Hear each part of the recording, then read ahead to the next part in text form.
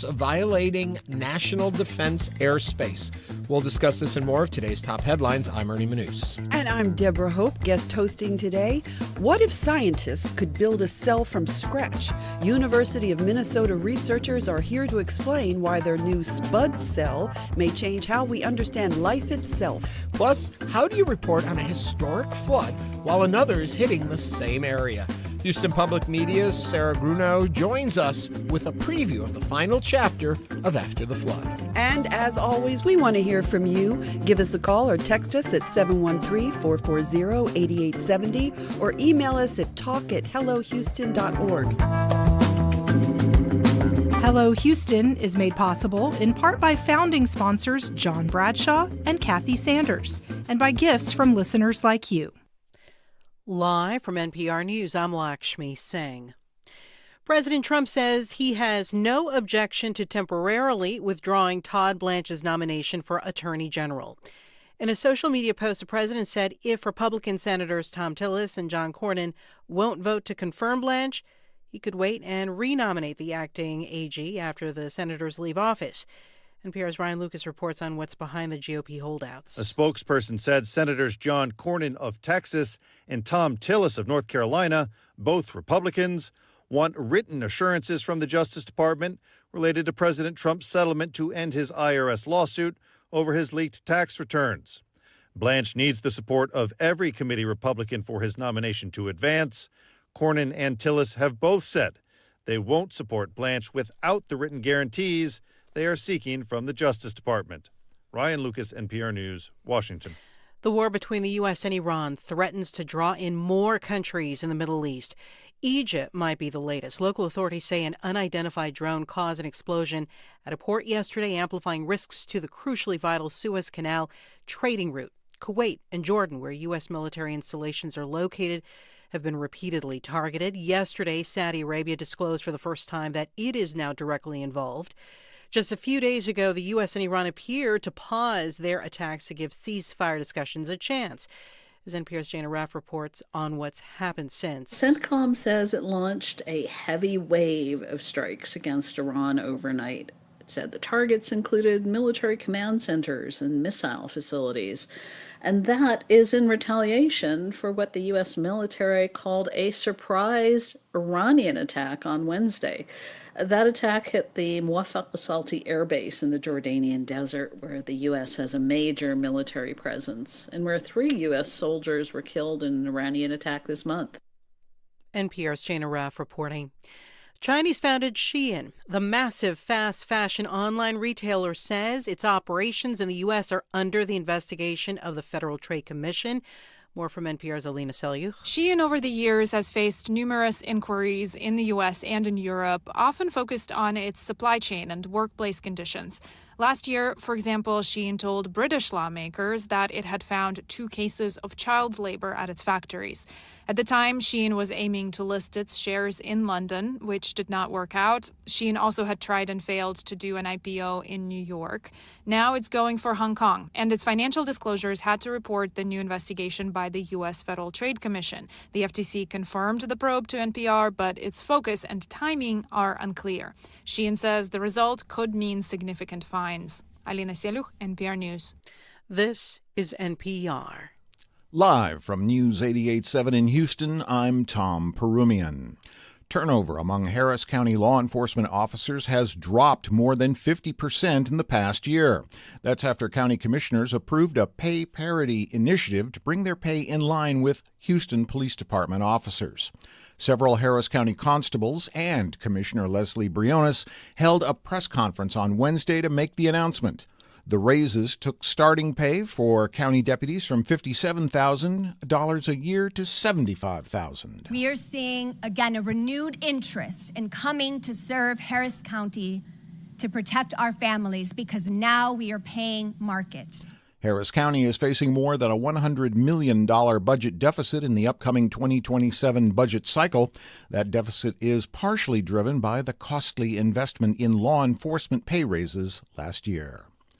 The Houston City Council expressing frustration and dismay with a federal court ruling that the race-based portion of the Minority Women Small Business Enterprise Program violates the Constitution's 14th Amendment. Among those speaking out, Councilmember Joaquin Martinez. It's important to lift up small businesses, make sure that they continue to have the opportunities with city contracts, so that way our residents can feel that positive impact as well. We cannot allow this decision to slow down the work that we've been doing to expand the opportunity. Some council members are hoping the city can craft substantial changes in the program that will stand up to scrutiny and survive a court challenge. Taking a look at sports, the Astros get the 7-4 win over the Angels. They're now playing .500 ball. They take the night off and welcome in the Texas Rangers Friday night at 7:15. Taking a look at your weather, we've got a 20% chance of rain today. Otherwise, it's going to be mostly sunny with a high of 99, feeling like 106. Stay hydrated. Tonight, partly cloudy, a low of 79 degrees. Right now, partly cloudy, 86 degrees on the UH campus. Get more news and information. Go to HoustonPublicMedia.org. Support for NPR comes from DuckDuckGo, a private search engine and browser. DuckDuckGo believes AI should be optional and private. Now with Duck.ai, users can chat privately with AI. Learn more at Duck.ai. This is NPR.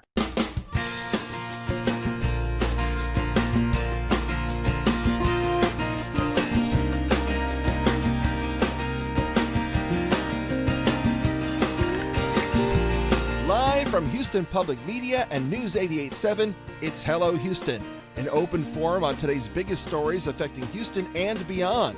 Call now, 713-440-8870, or let us know your thoughts on today's topics by emailing us at talk@hellohouston.org. And now, Hello Houston. Hello, Houston. Ernie Manouse here with you on this lovely Thursday. Still a bit warm out there. I will say my British computer guy says in our chat group over on YouTube, where we stream the show live, it looks like Thursdays with Deborah is becoming a thing. Why does he say that?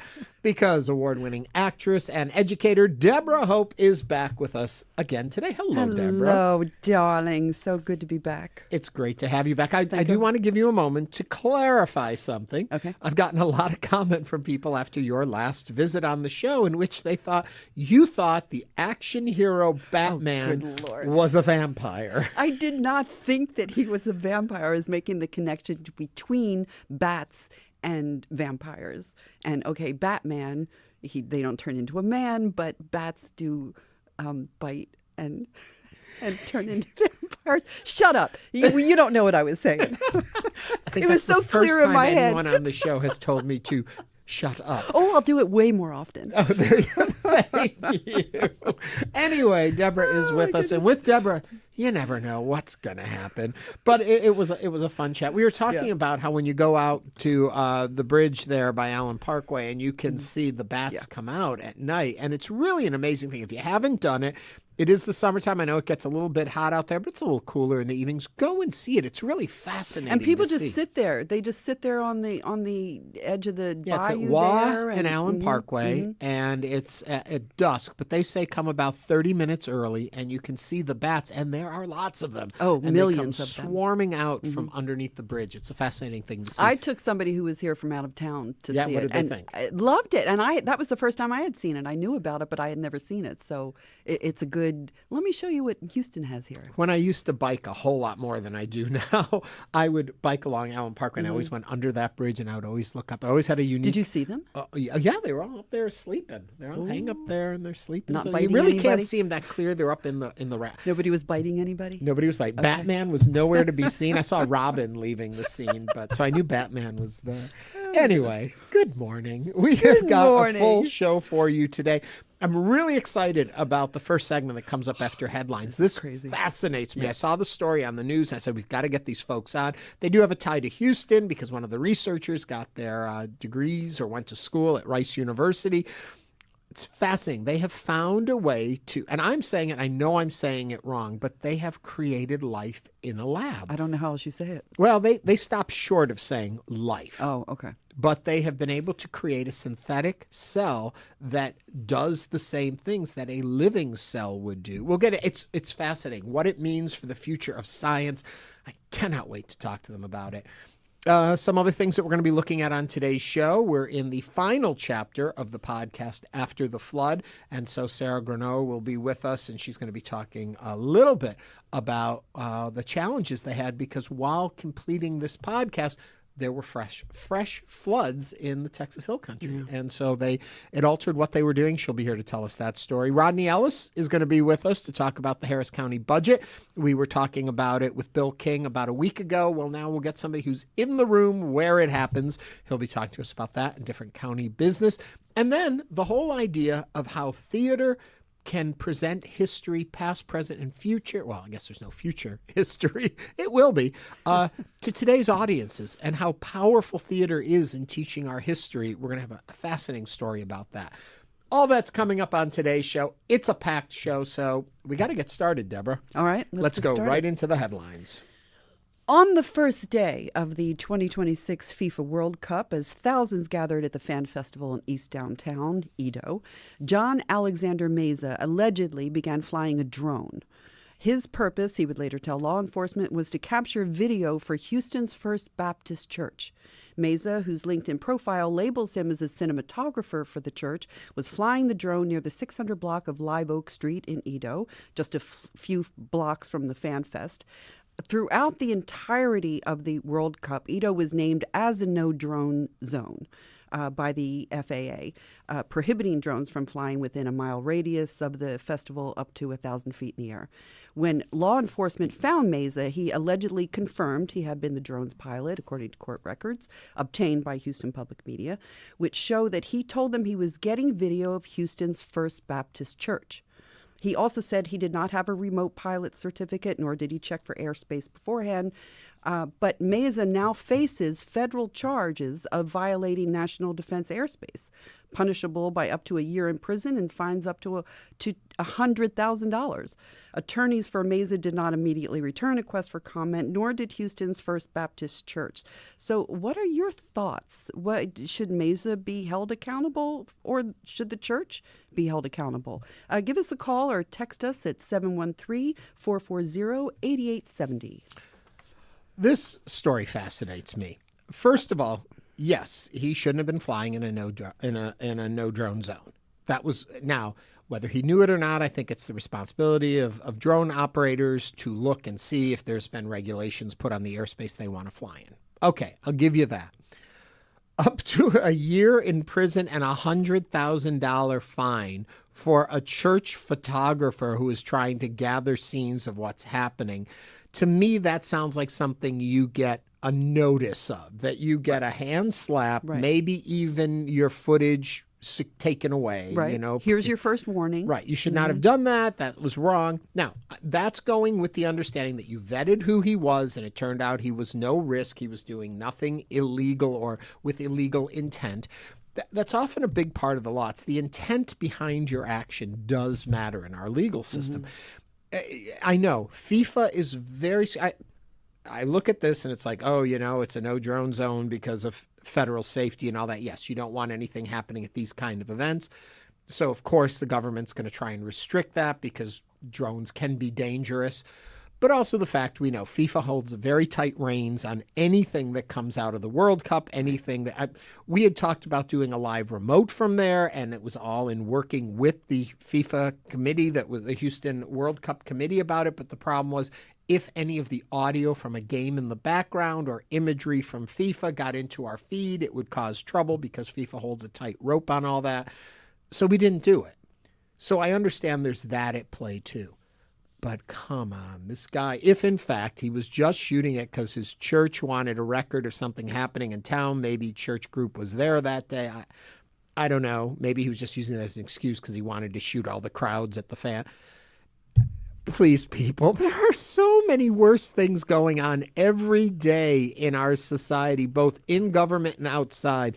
To take issue with this guy, I just don't see what justice it serves. I don't think it serves any justice, and I think it's just something that they want to show, look, we're on top of it, and we're making sure people don't do that. This overreach, this kind of government overreach is just ridiculous, and it's so easy to see that he was not a threat. So you're no. Now, what do you think? 713-440-8870. Share with us your thoughts on the drone. Let's go to the phones. Pop on your headphones, Deborah. Here we go. James from Spring is on the line. James, what do you think about all this?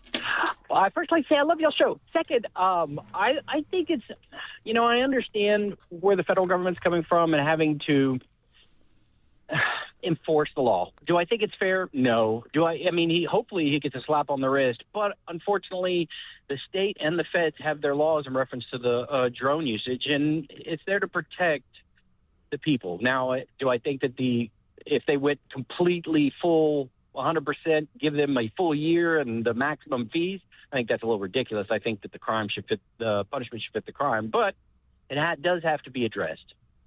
Yeah. I understand, and I'm with you on that. I just think if, in fact, as we've been saying, if, in fact, it was just somebody who just wanted to capture some footage for the fun of it and was unaware of the regulations, yeah, the onus is on him to do that. But you know what? Slap on the wrist, maybe, $500 fine. I was going to say a small fine would work. This is kind of over the top.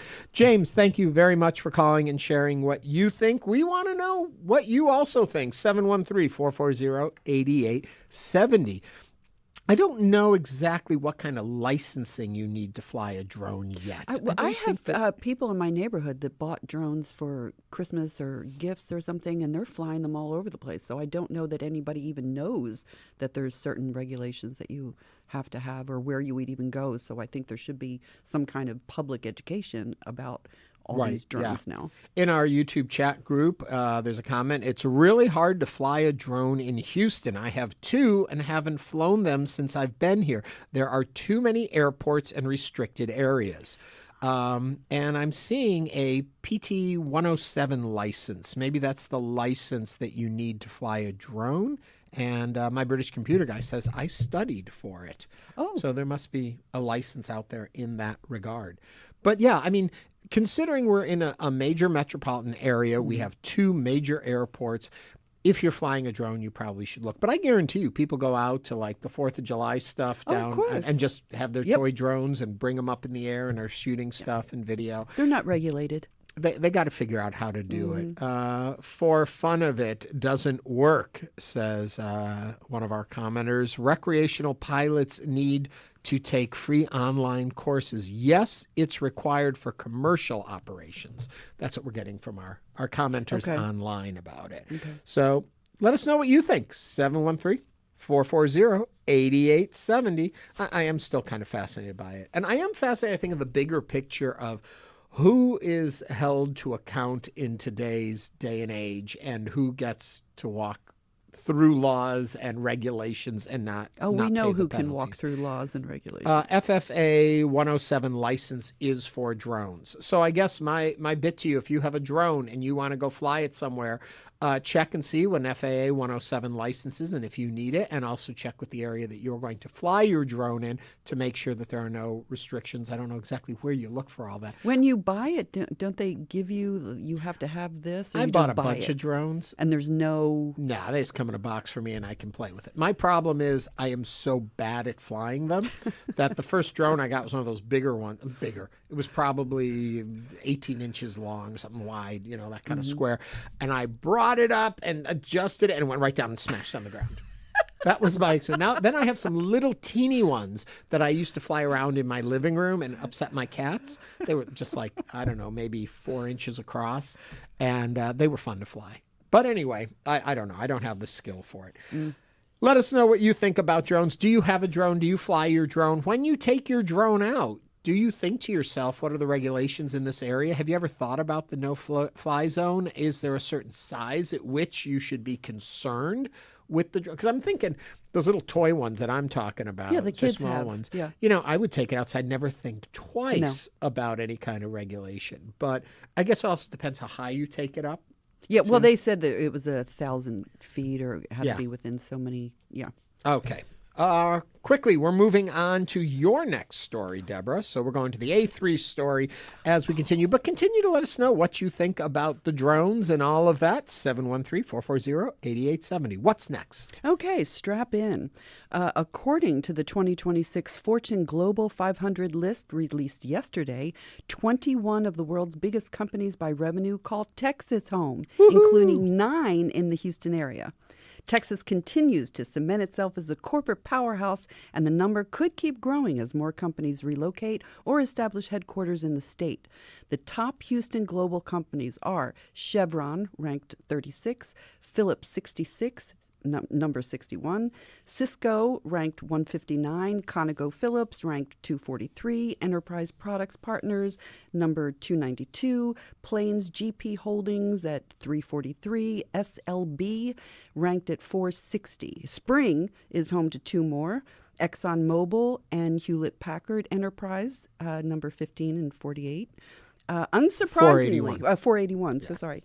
Unsurprisingly, most of the Houston area companies on the list are in the energy business.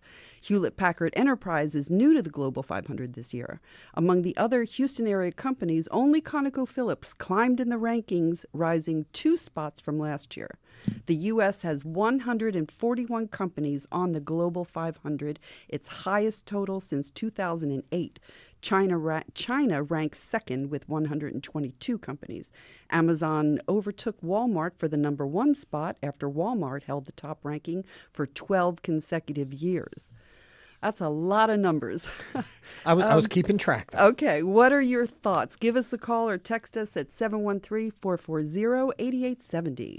I will say what surprised me was Cisco being in there. And I don't know Not Hewlett-Packard? No, Hewlett-Packard makes sense to me. But Cisco was like, wow, they're up so high.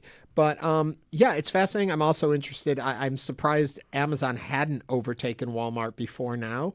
But you forget just what a power hold Walmart has on the industry, even with everything that's been going on in online shopping and all that. I got one of those Walmart Plus accounts, like an Amazon Prime account, and I've never used it for anything. I was going to say, I never even heard of that. Yeah, it's kind of like their version. They want a quick delivery and all that stuff. But and the reason I got it is because they also give you like Paramount Plus or Peacock for a year is included in your in that purchase. package. And I thought, wow, because it was on sale and I got it cheaper than I paid for my Paramount Plus and my Peacock.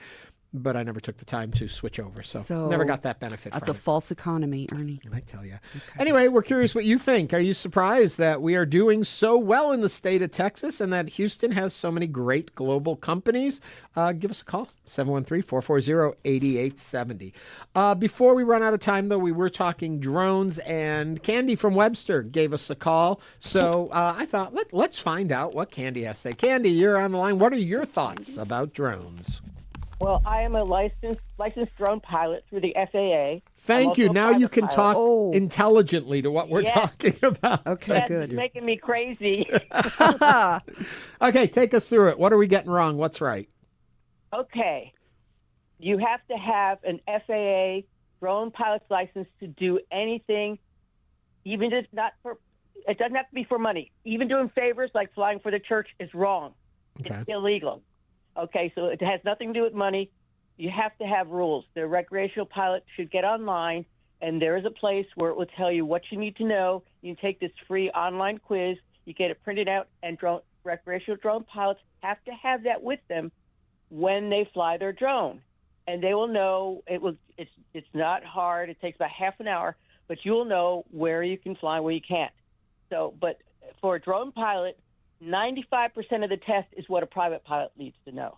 That's how difficult it is. Wow. It's about $175 to take the test. You take it once, and then every 2 years I still have to do online, but it's free. Okay. But it's not an easy thing to become a drone pilot. But 16 is the youngest you can be. But it's very intense. You have to know about maps, the same maps that the pilots, because commercial drone is covering people who do a business. Mm-hmm. All right, but recreational pilot, even though there's nothing on the boxes that say they should take this online quiz, they need to, because they can get in trouble. You're not even allowed to do something, like you said, you can't even do things for favor. Okay? So if you do something and you take a picture and you post it, you can't even sell it, even if you were not doing anything illegal. Quickly, let me ask you, legality of different height levels that you can fly at. 400 feet, I'm seeing 200 feet in some areas. How high can you fly without having any of that? Well, it's 400, but you still have to know if you're in an area. So it really depends on where where the airspace is. That's why you need to look at the maps.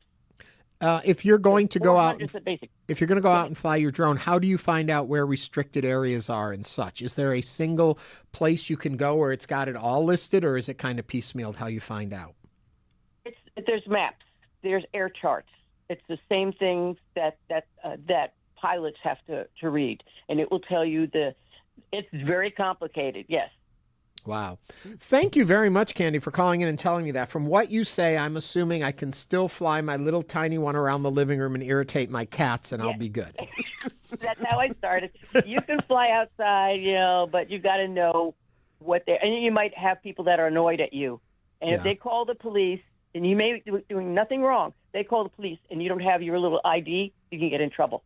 Do you think that was kind of drastic, the fine and the possibility of the year in prison for that offense? That's law. Law. Okay. You know what? I always say here, you don't like the laws, but you got to follow them. You don't like them, change them, but you can't disobey them. So, Candy, thank you very much for calling and sharing with us today. Coming up on the show, it's time for me to get all geeked out and excited. We are getting into a modern-day Frankenstein? Maybe that's a little extreme, but we're going to find out about creating synthetic cells that function like living ones. Coming up next on Hello Houston.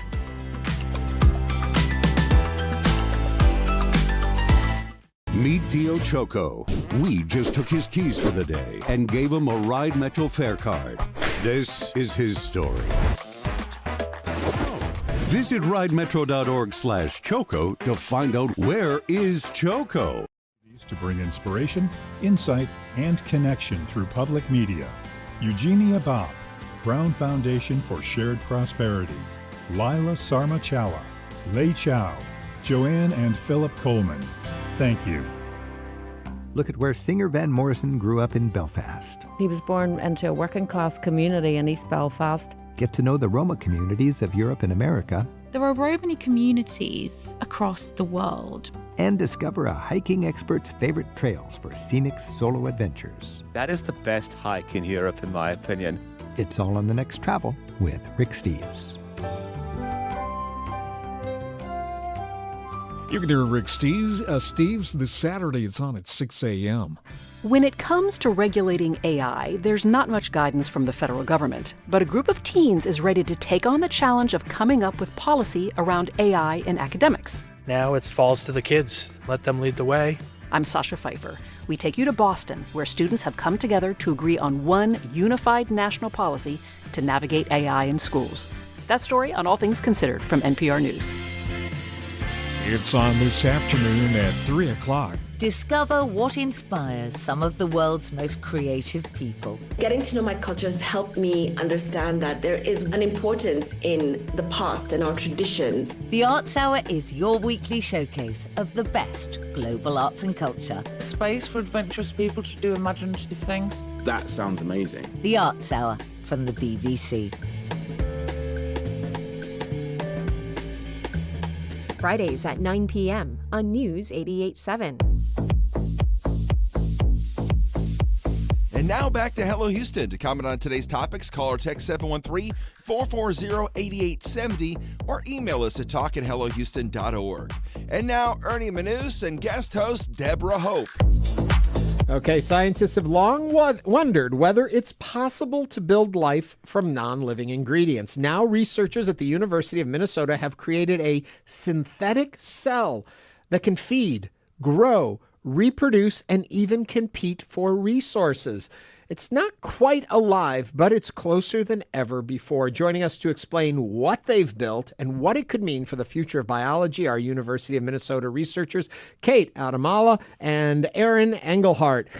Both of you, welcome to the show. When I first heard about this story, I was fascinated. And then to have the two of you who have actually been involved on it on to talk with us, thank you so much.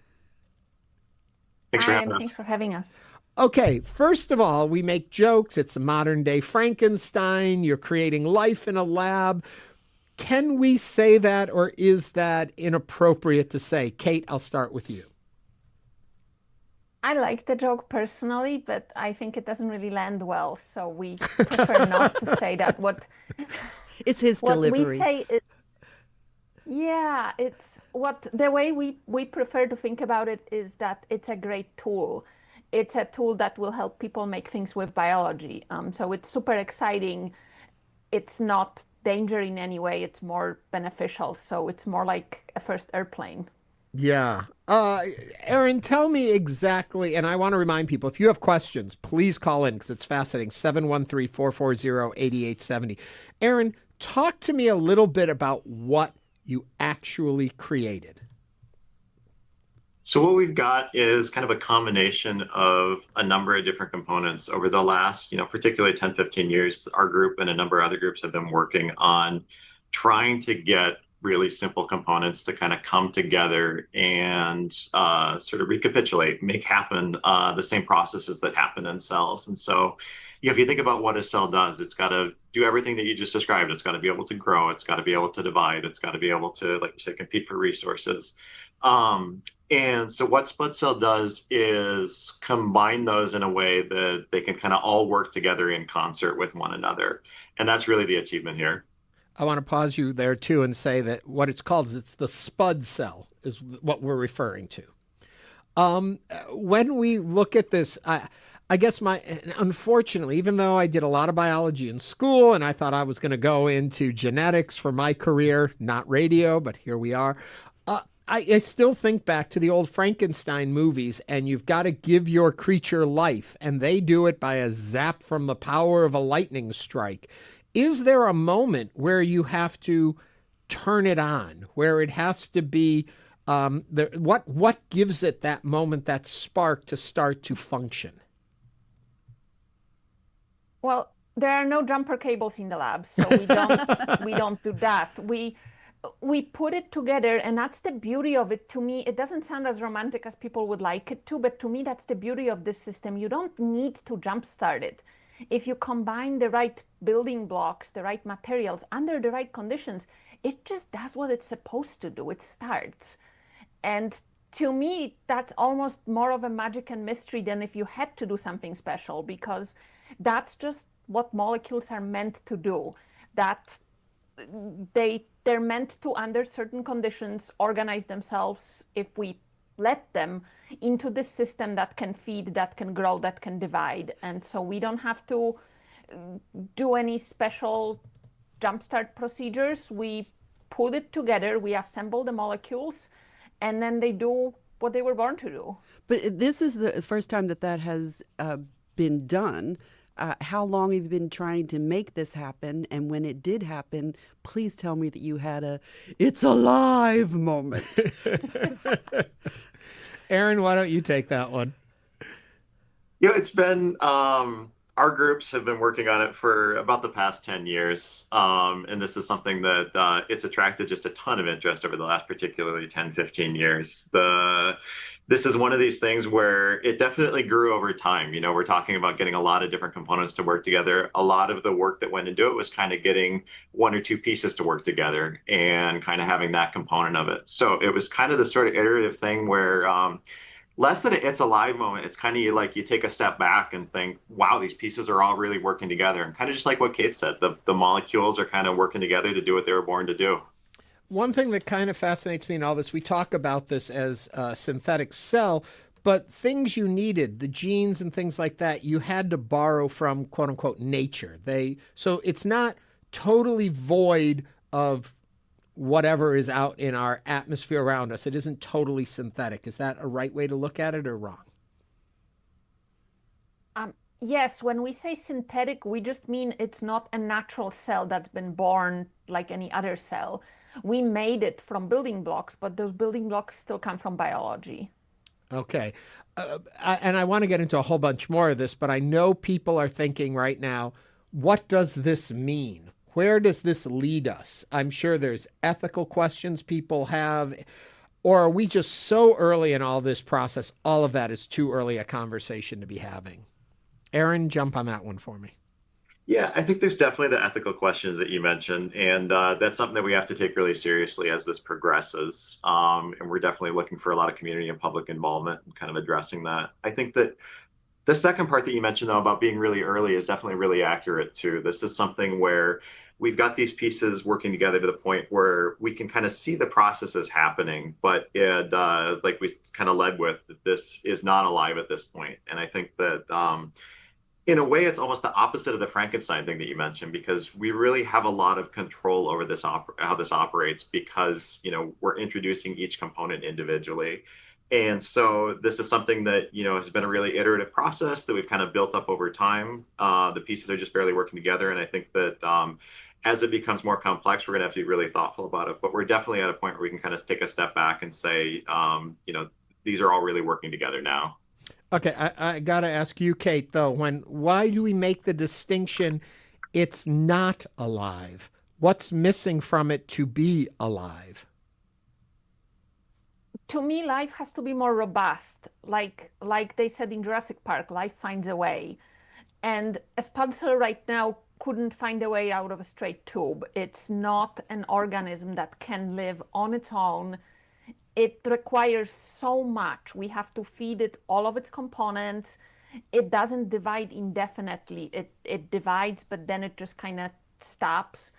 So even though it does make most of the functions that people consider like are hallmarks of life, it doesn't do them well enough to keep doing them, to be like able to reproduce indefinitely, to live independently. So that's why to me personally, it's not alive. It's just not robust enough to be alive. But Aaron, I think about AI generated photos, and a year ago, we would all have 6 or 7 fingers on our hands. And within 1 year, it has corrected and figured out how to present a hand that looks like a hand. So to say, well, it can't do it now, the technology is showing us that it could lead that way, correct?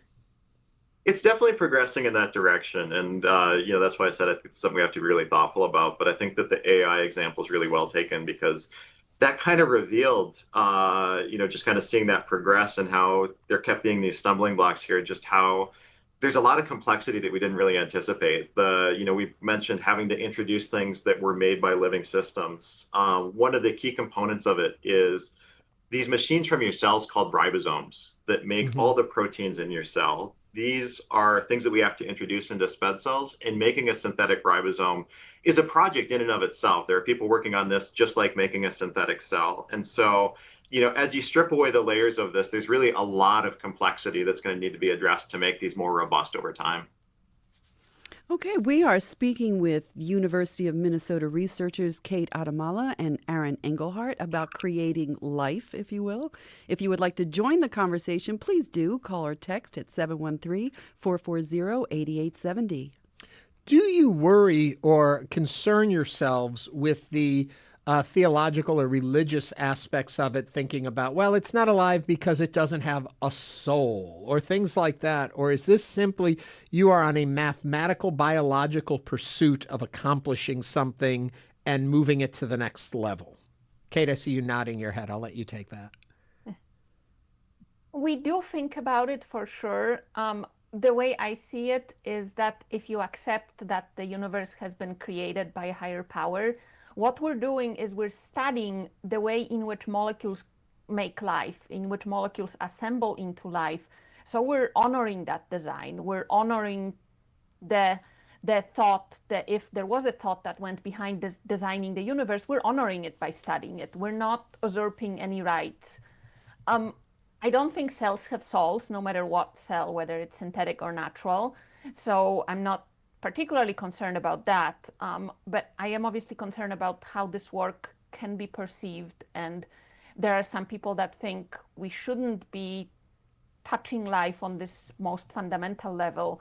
But to me, it feels like we should. We live in a world that makes molecules that behave like living cells under certain conditions, and it's almost our duty to study it. So I don't see kind of a problem or a conflict there. Do you have a wish list of what you hope that it will do in the future? What you'll be able to create from this, what you'll be able to accomplish? Either one of you? I'll throw it to Aaron. Aaron, you answer. It's hard. We have two folks on Zoom call, so they don't know who should jump in or not, so we got to direct you. Aaron, you take that one. Sure thing. I think that every component of this is something where we definitely see opportunities to improve, and like Kate mentioned, understand better how we can develop this. I think that what I mentioned about the ribosomes, those kind of protein-making machines, are definitely a key part that we're focused on. And I think that other things that we could definitely do better are basically having it do what it does for longer, be able to undergo more cycles of growth and division, be able to copy its genome more times. And I think that, just like I mentioned, that this was the work of a lot of people over a long period of time that kind of went into this, building it up over time. I think that developing those individual components further, we can pretty much pick out every part of it and say, yes, we could absolutely make this better. And that's where we're focusing now.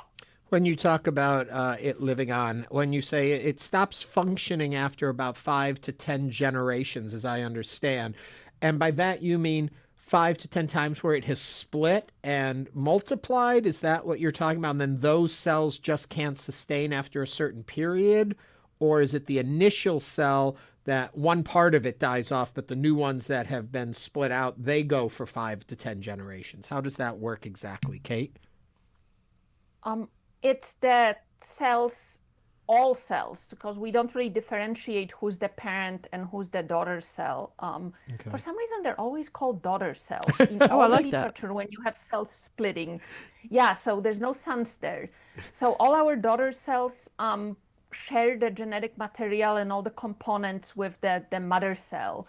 And so to make something useful out of it, to develop all the applications that we need to develop, they have to go on for longer.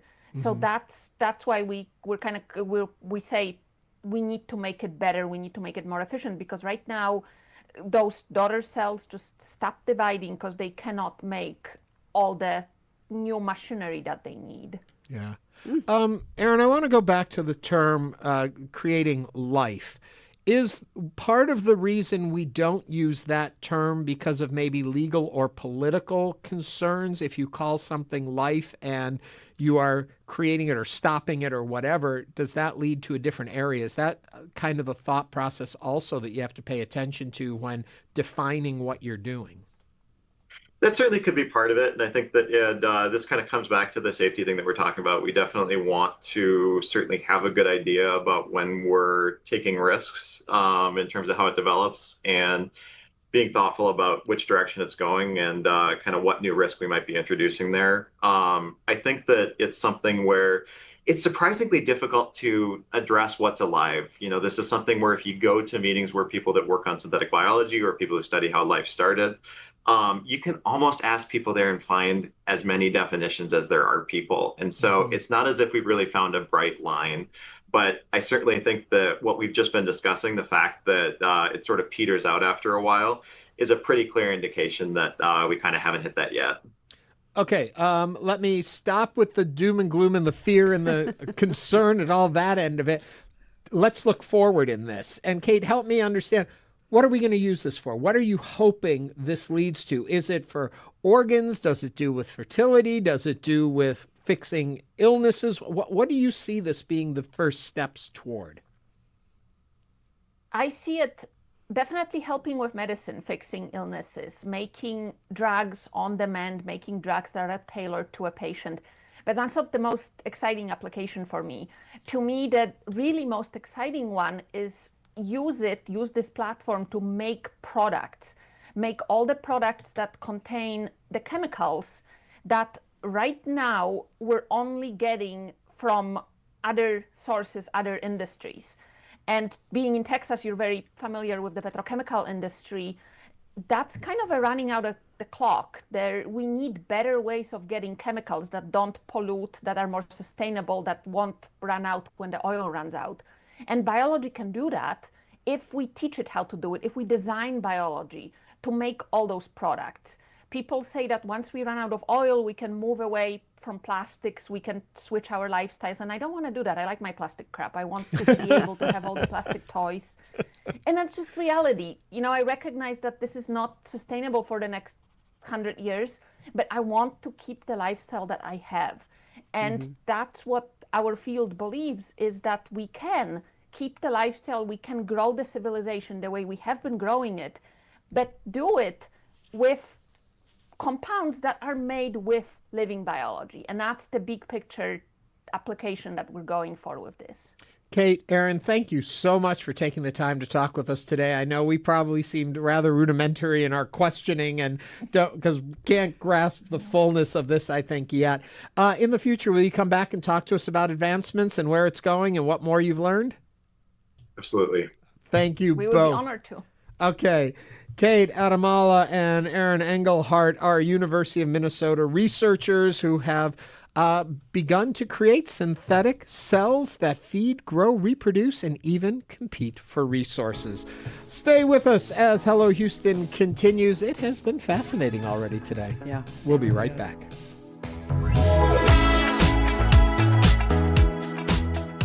Meet Adamala, songwriter, world-class violinist, and award-winning multi-genre artist. We just took his keys for the day and gave him a Ride Metro fare card.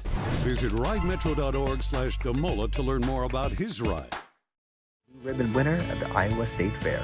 It's coming up on the Splendid Table.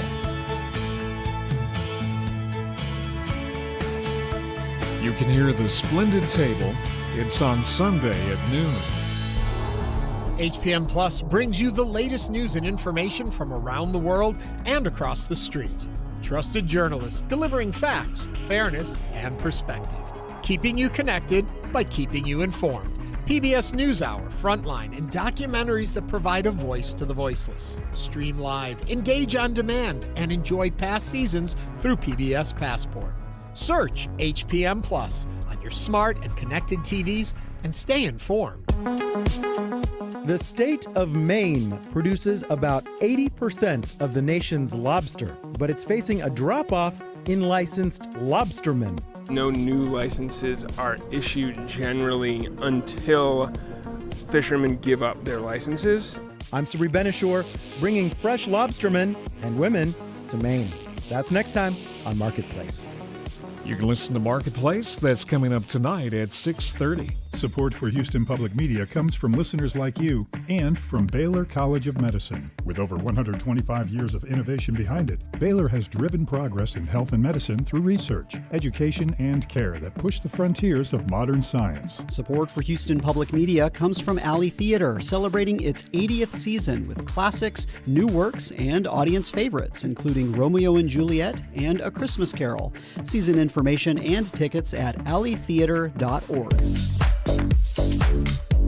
And now back to Hello Houston. To comment on today's topics, call or text 713-440-8870 or email us at talk@hellohouston.org. And now Ernie Manouse and guest host Deborah Hope. Hi, welcome back. For the past several weeks, we've been talking with our own Houston Public Media reporters about After the Flood, a new 5-part podcast series which takes a deep and intimate look at the deadly floods that devastated the Texas Hill Country last year. Today, we're discussing what listeners can expect from the forthcoming 5th and final episode of the series, which will be about the recent historic flood that hit the Texas Hill Country just 2 weeks ago. To tell us more about this forthcoming final episode, we're joined again by Houston Public Media reporter Sarah Grunow. Sarah, welcome back to the show. Thanks for having me.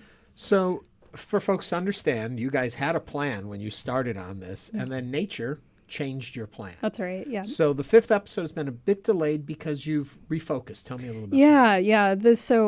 Because of this latest flooding event, it was really a test run, for not only the county's new emergency plans, but residents living on the Guadalupe River, who have told us that they worry every time it rains now.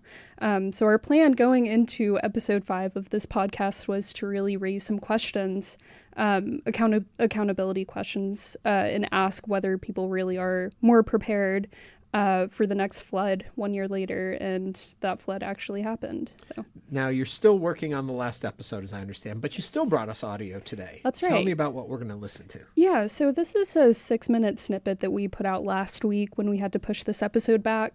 You'll hear from Bob and Lorena, who are owners of Howdy's. It's a bar that's right on the Guadalupe River in Kerrville. They also used to be co-owners of Blue Oak RV Park, which was swept away in last year's flood. Okay, let's give a listen. I'm Dominic Anthony Walsh. We had our 5th episode ready to go. We were going to look at how much more prepared the Texas Hill Country is for the next flood.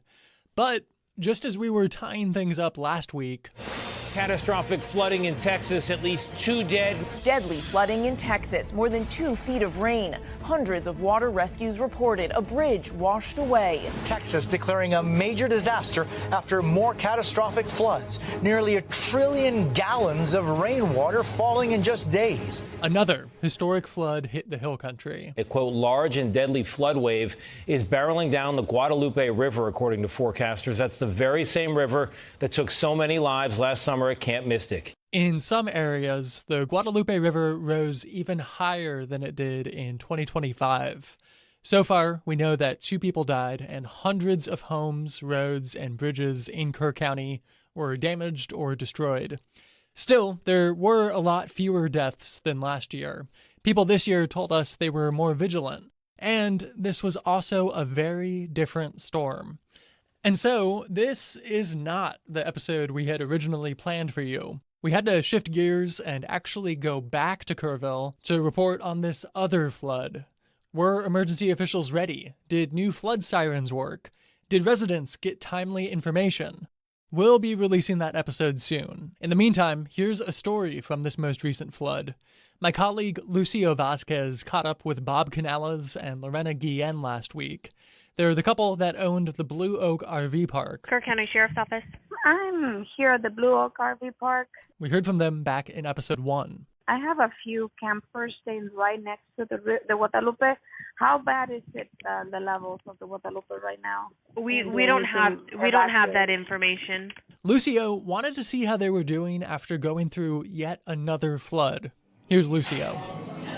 The sound of honky-tonk music filled Howdy's Bar and Chill in Kerrville Thursday night. Behind the bar, owners Lorena Guillen and Bob Canales greeted customers by name. Outside, the wooden patio glistened after days of near-constant rain. Just beyond it, the Guadalupe River churned through Kerr County. Feels a little bit of deja vu being here again today and seeing the river the same way it was last year. That same river destroyed the RV park they owned just over a year ago. More than 130 people died in flooding across central Texas at that time. For Guillen and her husband, watching the Guadalupe rise again has reopened wounds that had barely begun to heal. Last year, in the early morning hours of July 4th, floodwaters tore through the region. The couple waded through rushing water, pounding on RV doors to wake sleeping campers. Guillen was helping people uphill when they spotted John and Julia Burgess trapped on a small island in the river with their 2 young boys.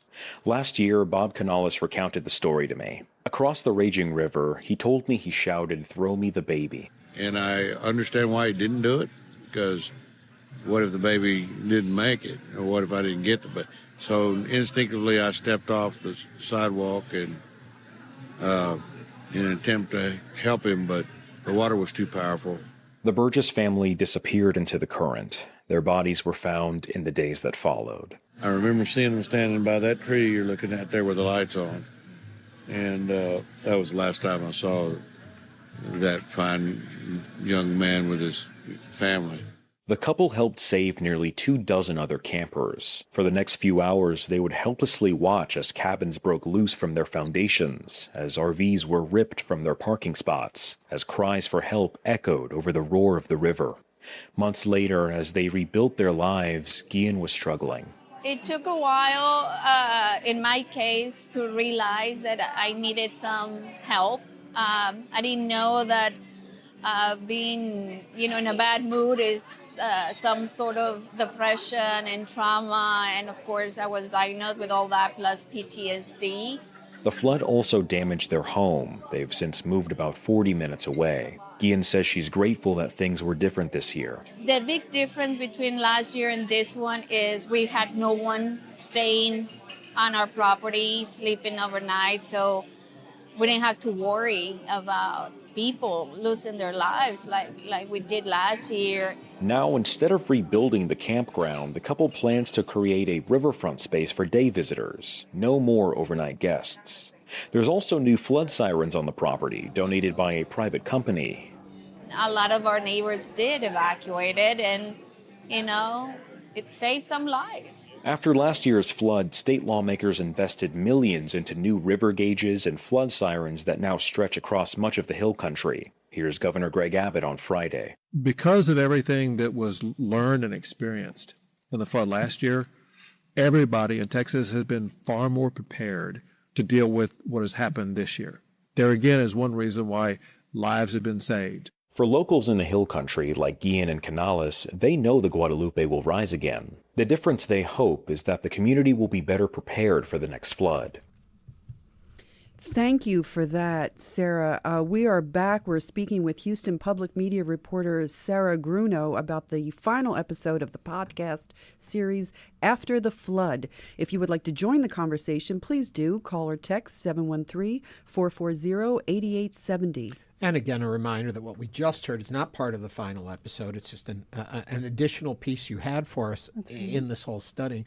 I'm guessing there's a lot of material you have that didn't actually make it into the series itself. Yeah, that's right. Like I mentioned before, with the latest flooding event, we really had to pivot, how we sort of approached this last episode. So I will say I have a friend who listens to the show regularly, and they said every time you folks come on and play a clip, he has to go away from the radio. It's too emotional. Yeah. It's a heavy subject. So in looking at how to bring a story like this to a close, what does episode 5 now look like? Yeah, so episode 5 really revolves around my conversations with a local code enforcement officer in this area, Stuart Gross. He introduced a new city ordinance to remove RVs and RV parks from the floodway within Ingram city limits. It's a very small town between Kerrville and Hunt. And even though his efforts, which were actually like a first of its kind in this area, were to keep people out of harm's way in case of another major flood, it caused a lot of backlash. And the only RV park that this ordinance would have targeted to has not really complied with this new rule. And so residents there had to be evacuated in the latest flood. Not to put you in a position to talk about things you may not be armed to talk about. Why would anyone resist these kind of regulations that are being put in place? Because we've seen the damage that can be done. Yeah, I mean, for a lot of residents, living in RV parks who have been there for many years, it can be, as you'll hear, it can be a difficult position for them because this is, a place that they consider home. And even the Guadalupe River is just a place where so many, see as their home. It reminds me of people who continue to rebuild in Tornado Alley. Right. And then it's going to come through again and they get devastated, but home is home. Yeah. And people want to hold on to what's theirs. That's right. Thank you for sharing this series with us. When do you expect episode 5? Do we know yet? Very soon. Very soon. Yep. Okay, I'll mark that down on my calendar where it says very soon. Sarah, thank you very much for coming in and doing this. Thanks. Sarah Grunow is a reporter with Houston Public Media. The final episode of After the Flood will be available to listen to very soon. The previous 4 episodes are all available to listen to now on all major podcast platforms. I say definitely listen to them, even though it's within our own house. I would say it is still an amazing piece of reporting and really stories you need to hear. It can be difficult at times, so take it in pieces if you need to, but you need to listen. Coming up after our quick break, back to more headlines, the news, and Harris County Precinct 1 Commissioner Rodney Ellis will be joining us to talk about the budget. All that's coming up right here on Hello Houston. Stay tuned. There's more Hello Houston on the way. For the latest in local news, subscribe to the Hello Houston daily newsletter at houstonpublicmedia.org. Hello Houston is a production of Houston Public Media. The opinions expressed by the guests of this program are solely their own and do not represent the views of management, staff, or underwriters of Houston Public Media. This is News 88.7. Support for Houston Public Media comes from the Audie International School, where students from PK3 to 12th grade grow in curiosity and courage, preparing them to make their mark on the world. The future's so bright at Audie. More at audie.org. Remember, you can watch Houston Matters on HPM Plus, free to download for smart TVs. Going to be hot today. We'll get up to around 99, very slight chance of rain, partly cloudy tonight, a low 79. Currently, it's 91. This is your NPR station, KUHF, Houston. News 88.7, a service of the University of Houston. It's 12 o'clock. Just ahead on this hour of Hello Houston, one of the witnesses to the deadly shooting of Lorenzo Salgado Orojo at the hands of federal agents was released from ICE detention Wednesday. We'll discuss this and more as we continue diving into the top headlines of the day. I'm Ernie Manouse. And I'm Deborah Hope. How do you close a $200 million budget gap without cutting services people rely on? Harris County Commissioner Rodney Ellis joins us to explain what's at stake and where the county goes from here. Plus, how do you bring the legacy of Brown v. Board of Education to life for audiences today? Houston playwright Cris Eli Blak discusses his play Challenging Brown and the power of theater to connect history to the present. And we want to hear from you. Give us a call or text us at 713-440-8870. Hello Houston is made possible in part by founding sponsors John Bradshaw and Kathy Sanders, and by gifts from listeners like you. Live from NPR News, I'm Lakshmi Singh. The U.S. is coming off a quarter of a slowdown in economic growth as consumer inflation remains high, according to new government data out today. More from NPR's Scott Horsley. A new report from the Commerce Department shows the U.S. economy grew more slowly in April, May, and June than during the 3 previous months. Gross domestic product grew at an annual rate of 1.5% during the second quarter. Consumer spending remained strong, but investment grew more slowly. Consumer prices in June were up 3.7% from a year ago, according to the Commerce Department's inflation yardstick, which is closely watched by the Federal Reserve. Despite stubborn inflation, the central bank decided to leave its benchmark interest rate unchanged. There's mixed news from big tech companies. Microsoft reported better than expected profits, but Facebook's parent, Meta, fell short of forecast amid big spending on artificial intelligence. Scott Horsley, NPR News, Washington. President Trump says he may temporarily withdraw Todd Blanche's nomination for U.S. Attorney General in the face of at least 2 Senate Republican holdouts. Senators John Cornyn and Tom Tillis, both of whom are leaving Congress after this year, are pressuring Blanche to promise in writing that President Trump won't receive broad tax immunity or secure a compensation fund widely viewed as a slush fund for allies in his lawsuit settlement with the IRS.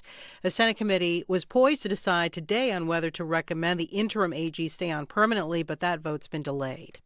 Another Senate committee has advanced a different Trump nominee to lead the Centers for Disease Control and Prevention. Here's NPR's Ping Wong. It's been a long time, almost a year, since the CDC had a Senate-confirmed director, not a temporary or an acting one. Now it's on the cusp. The Senate Health Committee voted to advance the nomination of Dr. Erica Schwartz to a full Senate vote. Senator Bill Cassidy, a Republican from Louisiana, chairs the committee. America is facing serious public health challenges. Children are dying and being hospitalized from diseases that could be prevented with a vaccine. After a rocky appearance before the committee earlier this month, Schwartz ultimately got yes votes from all the Republicans on the committee and from one Democrat, Senator Tim Kaine from Virginia. Ping Huang, NPR News. A new administration rule says asylum officers can send certain cases directly to immigration court, part of an effort to reduce a backlog of asylum applications.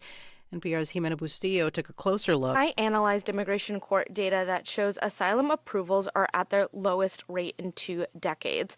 The White House has declined to respond to this, but in April it promoted record low asylum approvals at immigration courts. In that statement, the White House said that they have replaced activist judges who, quote, slow-walked deportations and granted asylum at sky-high rates. NPR's Jimena Bustillo reporting.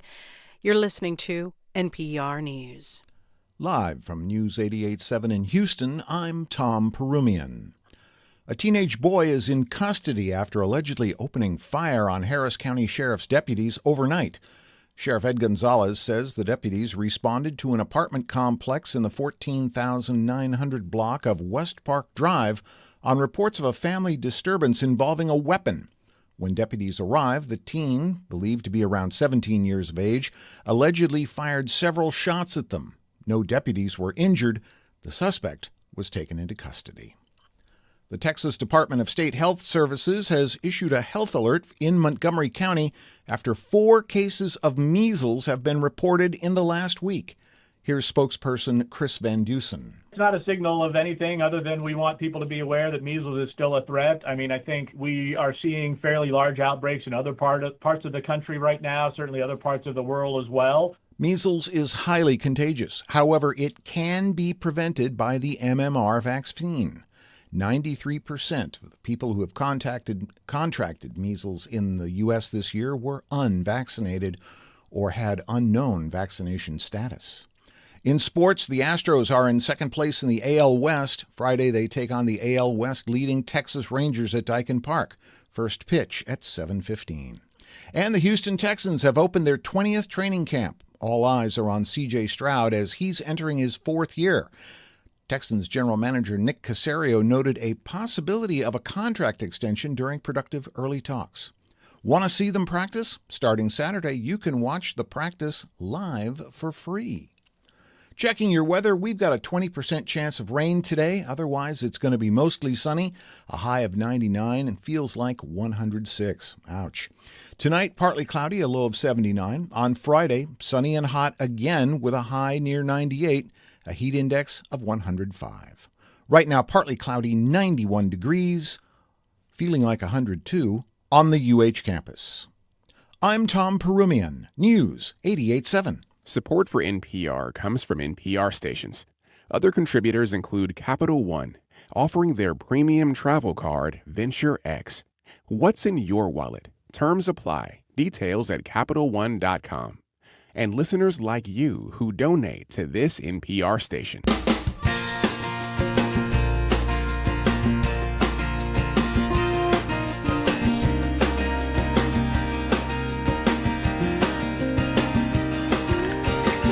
Live from Houston Public Media and News 88.7, it's Hello Houston, an open forum on today's biggest stories affecting Houston and beyond. Call now, 713-440-8870, or let us know your thoughts on today's topics by emailing us at talk@hellohouston.org. And now, Hello Houston with Ernie Manouse. And we are back again. Deborah Hope is sitting in with me today in the special guest host chair. I Good to love have it. you here. It was a fascinating first hour. Oh, it's great. Talked about drones, what goes on with it. Talked about the flooding. But then we talked about, I want to keep saying creating life in a lab. Fascinating conversation. And that's just getting us going because our next guest is already in the house. So we'll come back to headlines later, but let's introduce who's here with us. All right. Harris County is preparing to adopt its next budget. And while the county remains on solid financial footing today, officials are facing growing financial challenges in the years ahead. The proposed budget comes as the county projects a roughly $180 million deficit. The 5th consecutive year spending is expected to outpace revenue. County leaders say difficult decisions, including hiring freezes, potential property sales, and possible reductions in services, may be necessary. Joining us now to discuss the proposed budget and the choices facing Commissioner's Court is Harris County Precinct 1 Commissioner Rodney Ellis. Hello, Rodney. Deborah, good to be with you. Thank you. Commissioner, thank you for joining us.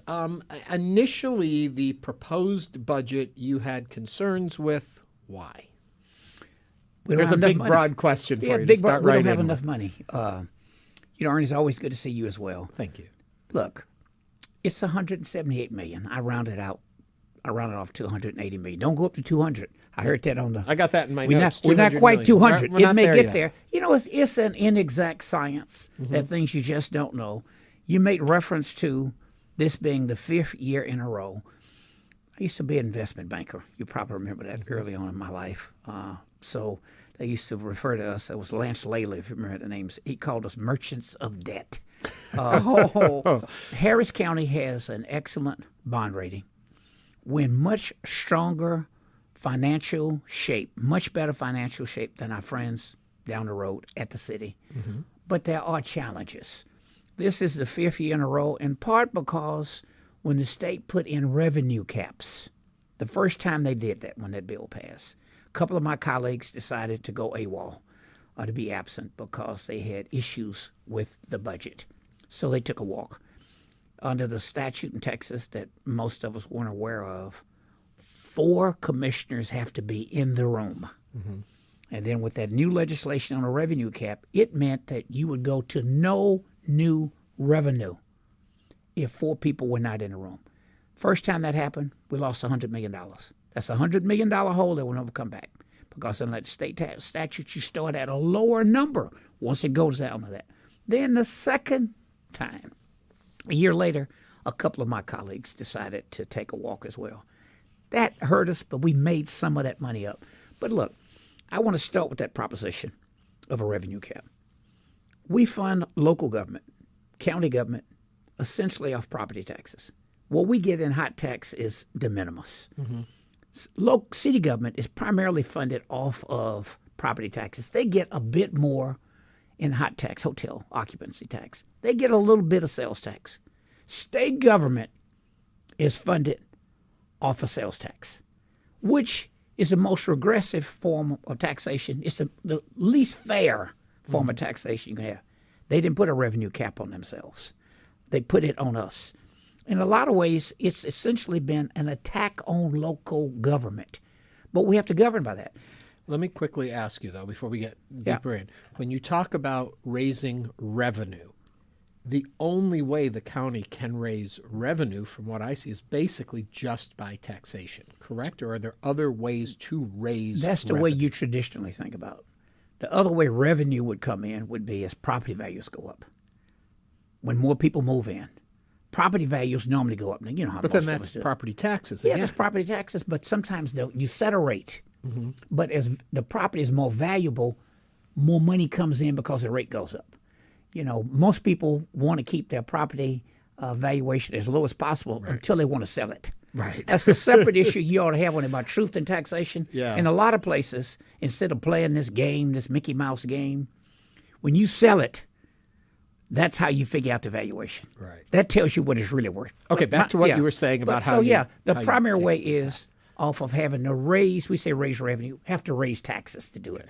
State of Texas, they raise revenue because as more people buy, even when they don't raise the rate, or they could expand the items that are taxed. That's been an age-old battle in state government. But for county government, since that's where I am, county government, it's a real challenge because of that revenue cap. Look, this is a growth place. This is a mecca for so many people. People keep coming. And when they come, you have to have more services. Here's an interesting factoid for you. I've said this before. The largest city in Texas is not Houston. It's the Wild Wild West. It's unincorporated Harris County. Well, we have limited power to regulate anything that goes on. The largest number of people in Texas live in something called unincorporated Harris County. Not Pasadena, not West U, not Southside, not Houston, unincorporated. As more people come, we still have to address those needs. You know, when we have crime issues, we still have to have a jail. When you have a pollution challenge, we still have to address that. If you have a mosquito problem, you know, in terms of health care for the indigent, although the state won't let us draw down that federal money. But yeah, it's a big challenge. I would say that we are approaching what I would consider, if I put my banker hat on, essentially a structural deficit. 5 years in a row. So what does that mean? Essentially, it just means you don't have enough money. And we're going to tighten our belts. People are going to feel it. Some of my colleagues may disagree, and some will say, well, it'll have no impact on services. Of course, when you freeze the number of employees, you can try to get more out of fewer people, but at some point, the reality is you get less when you spend less. At this station, If you freeze your number of employees and somebody gets sick, it reduces the quality of your work. You do as much as you can to be efficient. But by and large, government is just like your household. You get what you pay for. So over 5 years, we keep spending more than we bring in. And we make cuts. We've had a number of fixes. Some of them are short-term issues. You sell off property. Hopefully you don't sell off stuff you may need. I'm a little worried about that down the road. So this budget is put out that is basically talking about, if I'm right, it's reducing, let me see, where are my notes here on what it does? Reducing investment, it cuts down on staffing, it cuts things back. Yes. How else can you do it without raising taxes, increasing revenue? You can't. How we have to have a balanced budget. Right. You look for efficiencies to the extent you can. Okay. But at some point, you've gotten all of the efficiencies you can find. You cut back on programs. Library director today was just saying that, we are an accredited library, which, by the way, is to some people a luxury. I think it's an important milestone we'll be proud of. You're talking about the Harris County Public Library. Many of the other libraries, I don't want to get into pointing fingers, but you just go pull up AI, may not be accurate. So check it and see how many libraries in our region, governmental libraries, are accredited. If you don't have some threshold, maybe 15% of your budget going into inventory, books, right, purchasing more books. If you do it, I think I heard him say 3 years in a row.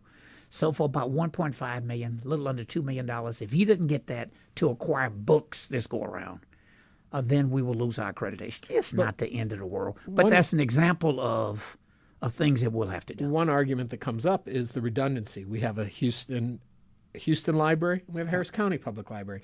Can't you merge those together? Things like that. Can we find ways to save that? Easier said than done. Okay. I'm a former city council member, as you recall, former state legislator. When I came to county government, I think I still have the record of having spent more money, as an example, on city streets than anybody had spent in the history of the county. My colleagues may get there, but that hadn't happened before I did it. Cullen, you enjoy that out there. Yeah. $15 million. That's a city responsibility. Now, I can't go do all of the city streets. I have to handle my responsibilities, which would be unincorporated. I also did it around TSU. It got up to maybe about $22 million. I call it University Corridor. But when you do these city-county partnerships, as I used to tell my dear friend Mayor Turner, he and I knew one another since high school. Partnerships don't mean I put up the money, you say thank you. Mm-hmm. That's joint responsibility. Right. And I can't just go take care of things for you. When I talk that's idea, the challenge. Yes, it is, but the challenge on it is you can't expect one unit of government to just take care of your responsibilities unless you help them with theirs. As I was telling a council member the other day, they were saying, well, can you help me with this park? Can you do this? Can you do that? I said, okay, good. You all arrested people. We have to pay for the jail. Can you help us with that? Mm-hmm. How about health care for the indigent? That's the county responsibility. And we have to foot that bill. Can you help us with that? So you have to find places where it's shared responsibility, and then you end up with governance issues. So when you say that, usually when somebody wants us to do a partnership, usually it means, will you pick this tab up for me so it can reduce what I have to spend? Mm-hmm. And that's the real challenge with doing it. Okay, I'm giving you the keys to the kingdom here now. You alone. All options on the table, but I'm just telling you, that's always a challenge. That's easier said than done. You alone, with your background, your knowledge, your understanding of all of this, what budget would you put through, if you don't need anyone else to sign off on you, to secure and balance Harris County? You're going to find out in about 2 weeks. Oh, yeah. Wait. I've heard Donald Trump say 2 weeks. Maybe about a month. It won't. People don't put up separate budgets. It's all about 3. I'm just asking you, though. I won't go and propose some alternative budget. When I was in the legislature, we talk about that. It'll be whatever can get 3 votes. It'll be a game of give and take.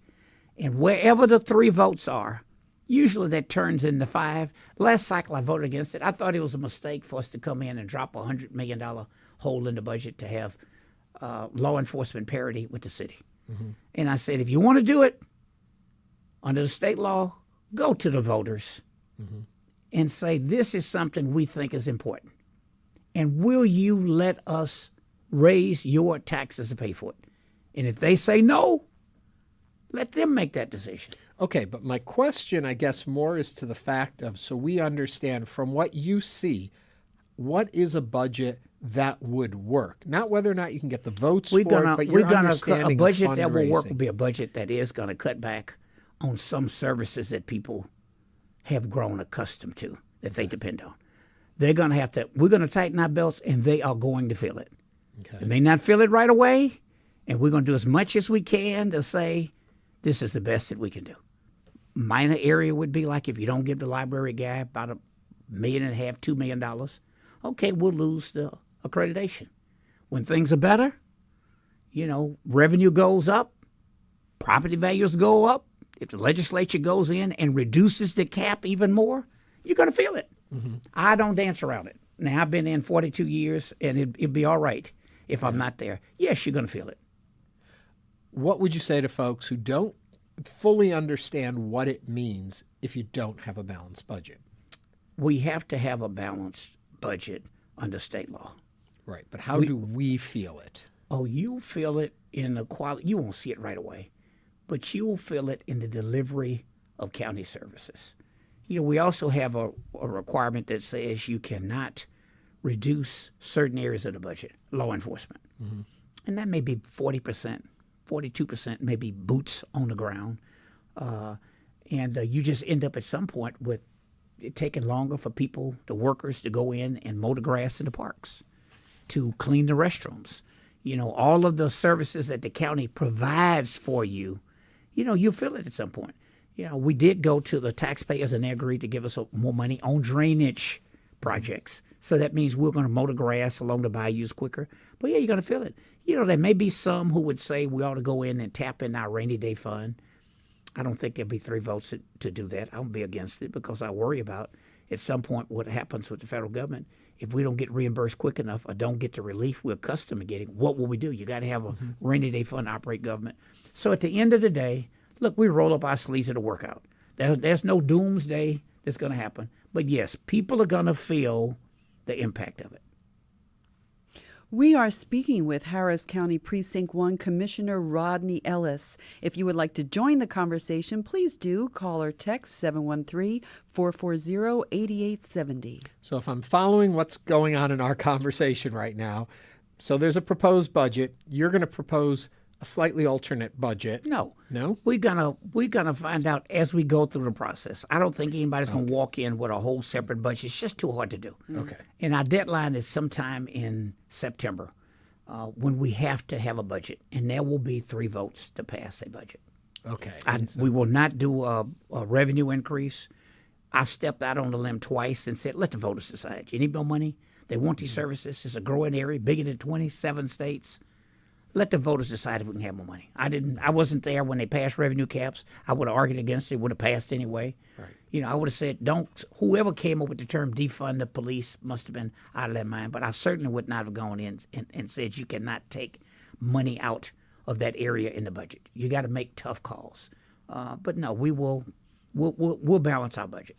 Often politicians, or elected officials, I should say, speak to their constituents and say, get on the phone, support this, stand behind this, talk to the other commissioners, all of that.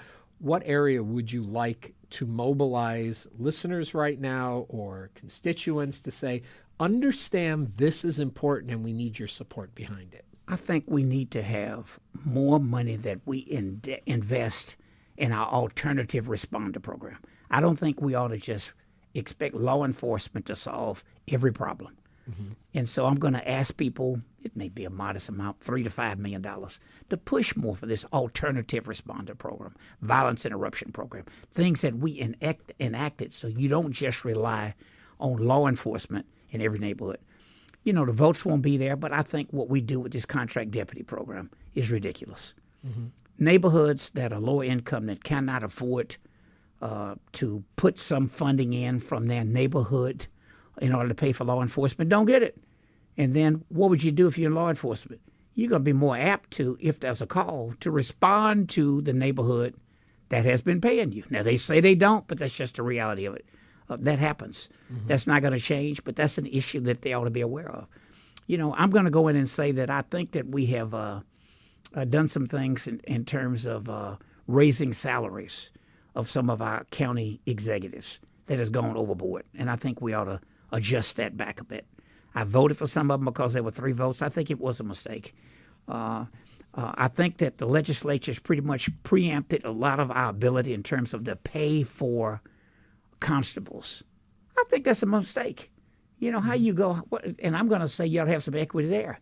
If you're going to go pay the constables $300,000 or whatever the figure is that's being touted, that I'm hearing discussed, you ought to do that for the district attorney as well, for those elected offices. So it's a small amount of money, but on that principle, I'm going to raise that issue. But look, we're going to make sure that we fund our essential services. Very little room for any new programs.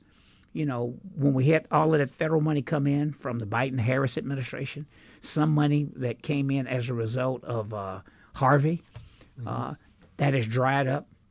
We have some great experimental programs. We just won't have the funding to continue those programs. And when people come in and they're angry because they're being cut, I tell folks all the time, I would never take the position. I would never start a program that would reduce people who are in poverty because I don't have a way to continue it. I do as much as I can while I can. And you just have to live with that. Yeah. Are there new programs in all that we're talking about here that you think do need funding that we don't currently have? I want to put that money into the violence interruption program and the alternative responder program. I was sitting in your lobby looking at that beautiful piece of art out front. It's a different pot of money, but I do think the county, it's time to start looking at doing a set-aside on infrastructure projects for public art. I think even in neighborhoods that may not be the most desirable place that people can live, having some color, some panache, some art in those neighborhoods coming from the capital side makes a difference. I'm probably going to propose that. But, there'll be very, very little room for any new innovative initiatives in this era. And at some point, if we want to do that, I think that unless we get money from heaven, I don't think much will be coming from the federal government. Very little comes from the state government. We got to figure out what we're going to do with NRG, as an example. That may call going to the voters. I'm going to make the case when we get to that, let the money come from where the money went. FIFA was here. I'm going to ask for a simple review. Where did the money go? Most of it was in sales tax. County doesn't get any of that. Right. City gets very little. So when we try to figure out what we ought to do, I'm going to push our state leaders more. I would say people ought to go make the case to state government. The amount of money that we would get for health care if we just drew down our federal money from the Affordable Care Act would make such a dramatic difference in money we have to spend in other areas. Why would we turn down that kind of money? I hope it's an issue in the upcoming campaign. I think we've been frugal in county government. Yeah, we started some new programs when we had funding. There are a lot of things that were ignored in Harris County to be an urban county that other urban counties around the state were addressing long before the new leadership came in place. And I think that's a good thing. I'm glad we did equity guidelines, an equity framework on how we spend that money on flooding projects. I'm proud that the taxpayers gave us $2.5 billion. It was not nearly enough. Kinder study came out. Press accounts, I remember you talked about on this show. Figure might have been up to $20 billion. I think we're more resilient now than we were before when the next Harvey comes and is coming. But each one could be different. That was a rain event. Then we had a derecho. That was a wind event. In the era of climate change, hell, when it's 99 degrees out there today, what happens when you got a wind, rain, and heat event? So that challenges. And you look, we're an urban area, and it's not going to change. I used to tell my colleagues in the legislature, any idiot can get elected saying they're going to cut your taxes. Now, it takes a genius to figure out how you can deliver more services with no money. Yeah. And in Harris County, in government in Texas in general, we have a no-money complex. We ought to have more balance to this tax code. Why is it major corporations pay a disproportionate amount less in property taxes than homeowners? Because they have the political clout. to go rig the system on the state law in their favor. A whole separate one for you. Why do all these people, what's this? How long has this ag exemption been around? How many folks you know go out there and go drag a couple of bales of hay out there, the horse, on a piece of land, own all of this land, been owning the land since Reconstruction, and get ag exemption? Y'all review it.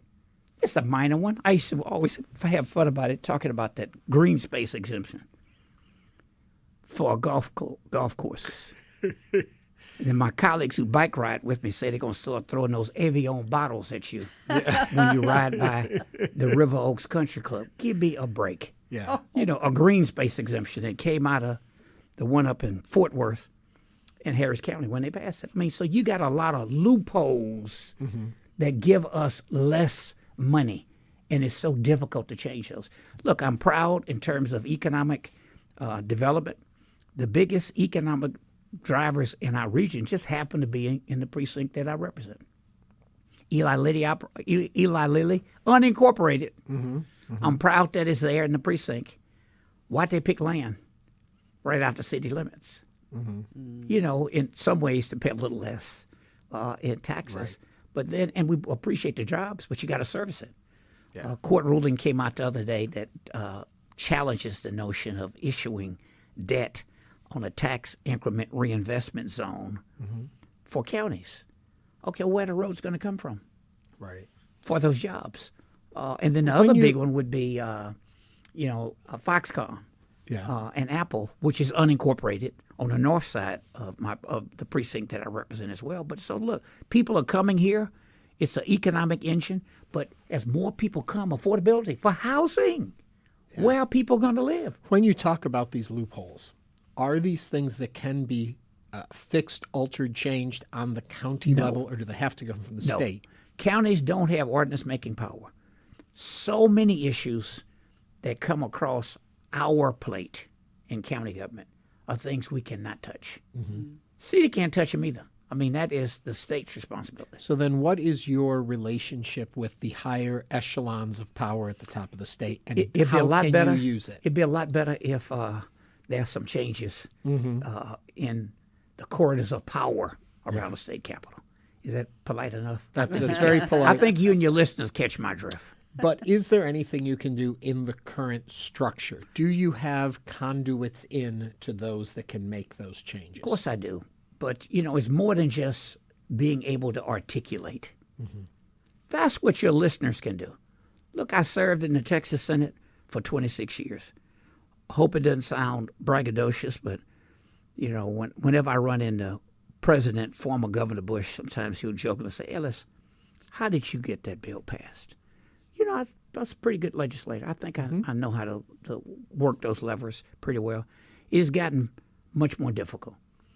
So, you know, despite the ability to talk to people, you know, one-on-one, many of them will tell me that they're embarrassed with the state of affairs in state government. But it's, you know, it has become such a toxic environment.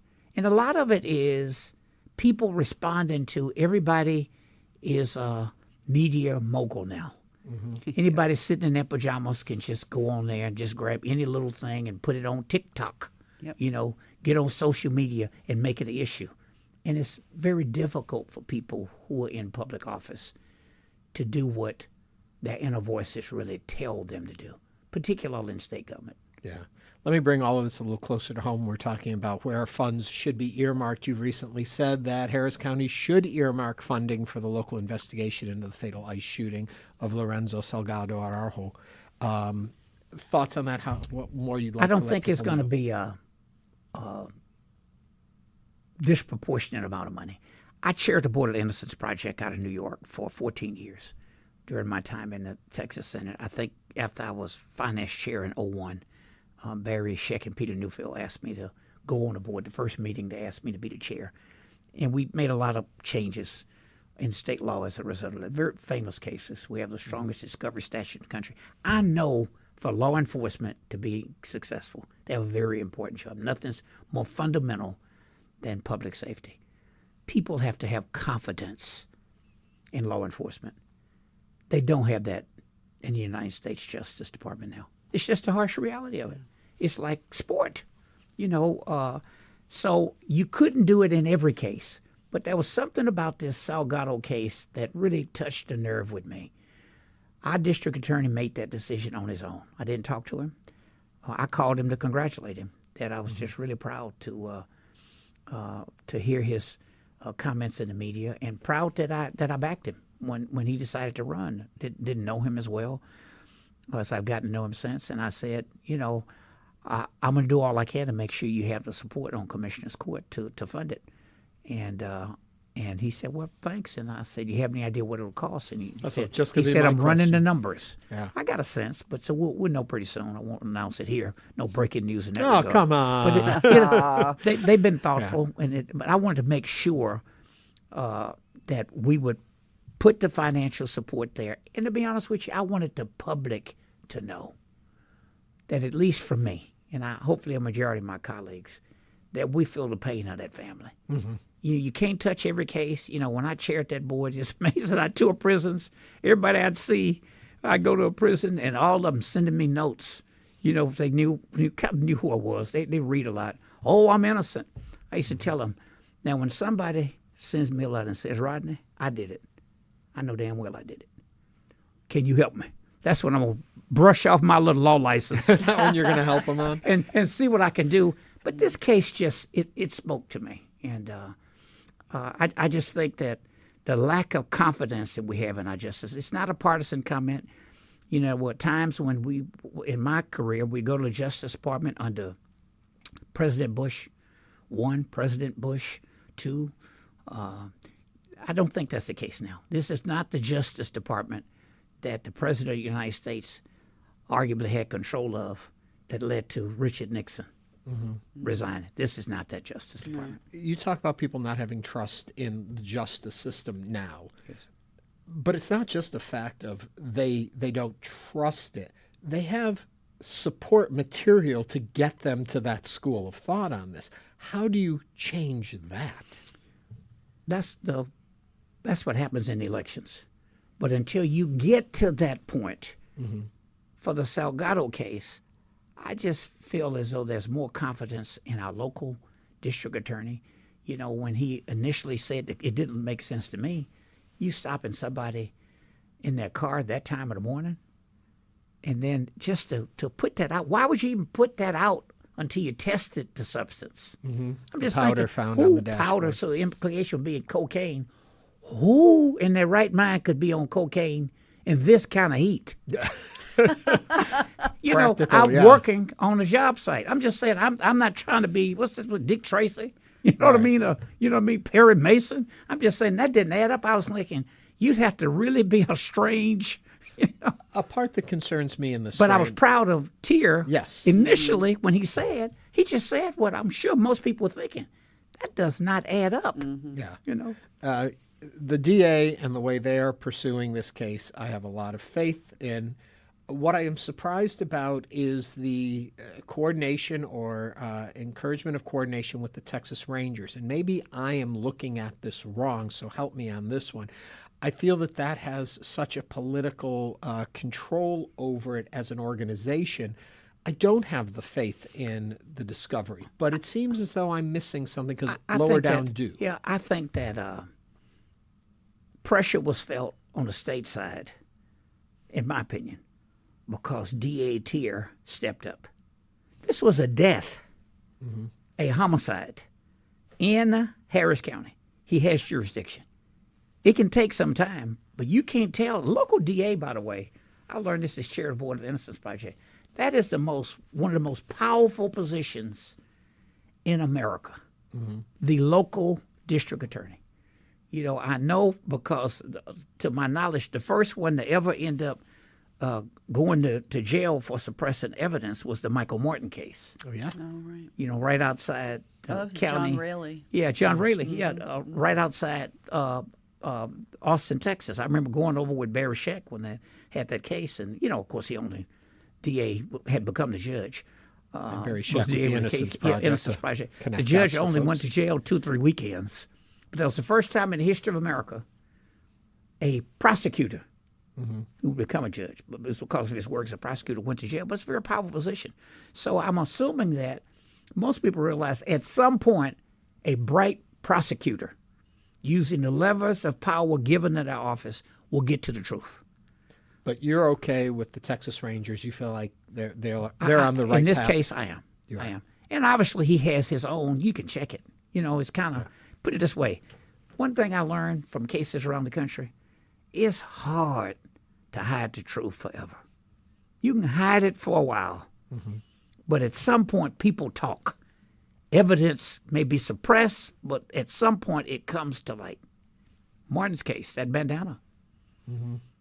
27 years later, the man was in jail, found out other people, blood match, other people got killed by the same person who killed his wife. Commissioner, thank you for taking the time to come in and chat with us today. We went all over the place on this conversation, but I always appreciate it when you take the time to visit. You do a with great us. work, and I'm just so proud that you all kept this going. I believe in public media. Thank you very PBS. much. Harris County Precinct 1 Commissioner Rodney Ellis.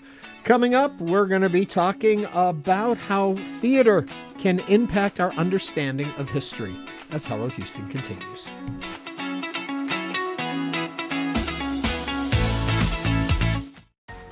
We know you value Houston Public Media. That's why you're watching right now. So take the next step and become a new member of the station you rely on. Every gift makes a difference. And what matters most right now is supporting the station that brings you the news and information you rely on. It only takes a minute to make a big difference. So join as a new member today at houstonpublicmedia.org/donate or call 800-364-8300.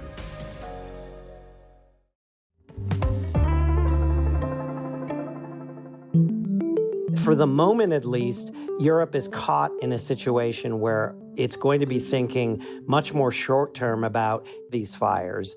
How do you cope with the next month, 2 months? And then let's address that epic issue of can we get back to some really ambitious net zero targets? I'm Zolan Kano-Youngs. That's today on The Daily from the New York Times. You can listen to The Daily coming up at 7 o'clock. I'm Indira Lakshmanan. Art lovers rejoice, a new game you can play on your phone. Instead of guessing 5-letter wordles, put your knowledge of art history to the test and learn something new. Every day you see 10 objects, and for each one you have to guess where in the world it was made on a map and when it was made on a timeline. We speak to the creator of Anthropium next time on Here and Now. It's coming up at 1 o'clock today on News 88.7. PBS Drama on HPM Plus. The dramas you can't stop watching. Now in one place. Stream on demand. Catch up on past seasons with Passport. Search HPM Plus on your smart and connected TVs. HPM Plus. Support comes from the Houston Museum of Natural Science in Herman Park, featuring exhibits on dinosaurs, butterflies, stars, and ancient cultures, along with the Burke-Baker Planetarium and Cockrell Butterfly Center. More at hmns.org. And now back to Hello Houston. To comment on today's topics, call or text 713-440-8870 or email us at talk@hellohouston.org. And now, Ernie Manouse and guest host Deborah Hope.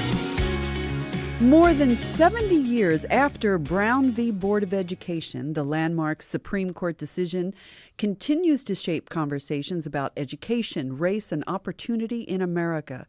Houston native Cris Eli Blak explores that legacy in Challenging Brown, a new play that follows a black teacher navigating segregation-era Texas through a deeply personal story. After building an award-winning career as a playwright and writing for the Starz series Power Book 3, Raising Canaan, Blak is returning home for the first professional Houston production of one of his plays at The Match.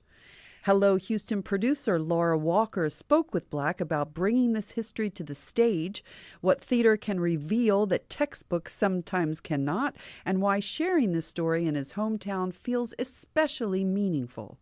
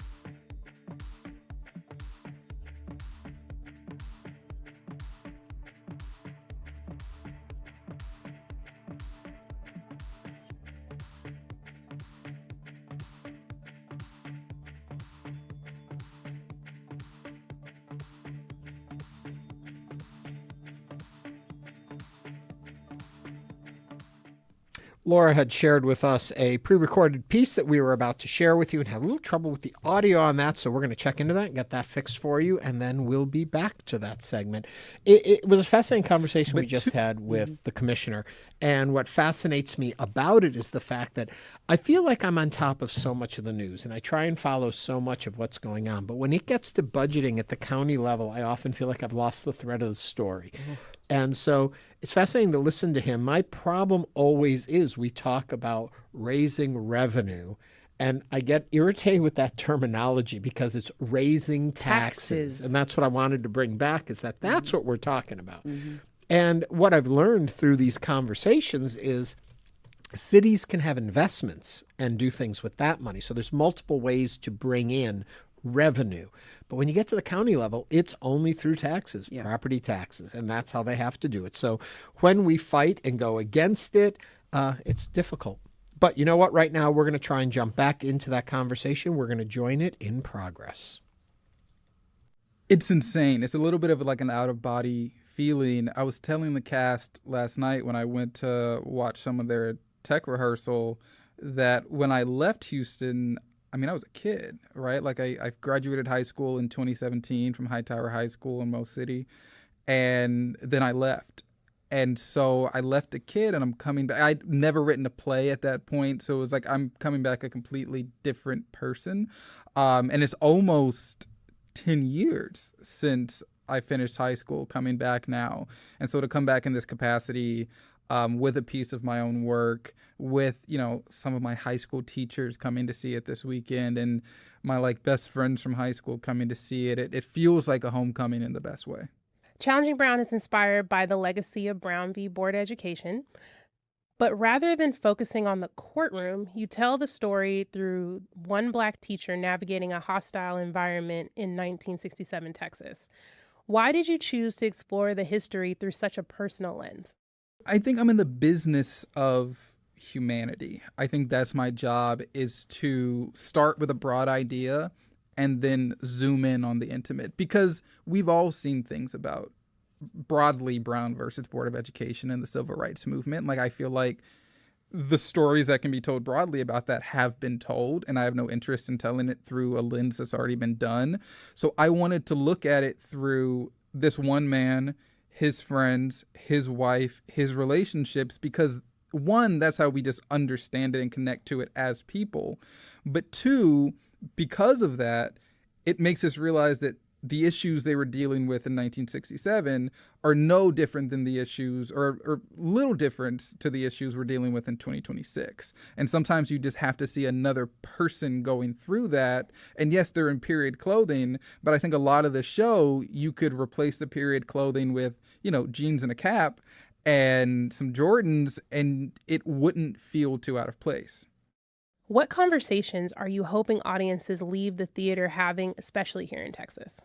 I mean, I think it's the conversations that we are having. I think it's the conversations that I see on the news and read about every day about, you know, I think most importantly, we need to realize that our history is not just in the context of a textbook, and that we are so much more. We have gone through so much more. We have had so much more, because also a lot of textbooks focus on the trauma and the struggle, and there's been so much resilience.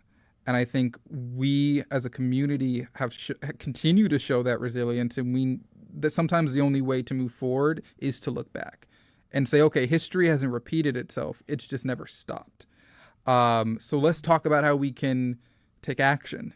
So I hope the show is a conversation starter in that sense, and I hope the show pushes people to ask those questions and do their own research and walk out remembering that resilience. Because I think the play ends on a note of hope, and the play ends on the note of tomorrow is coming, but let's not fool ourselves into thinking that the fight is over and that we're quote unquote completely free.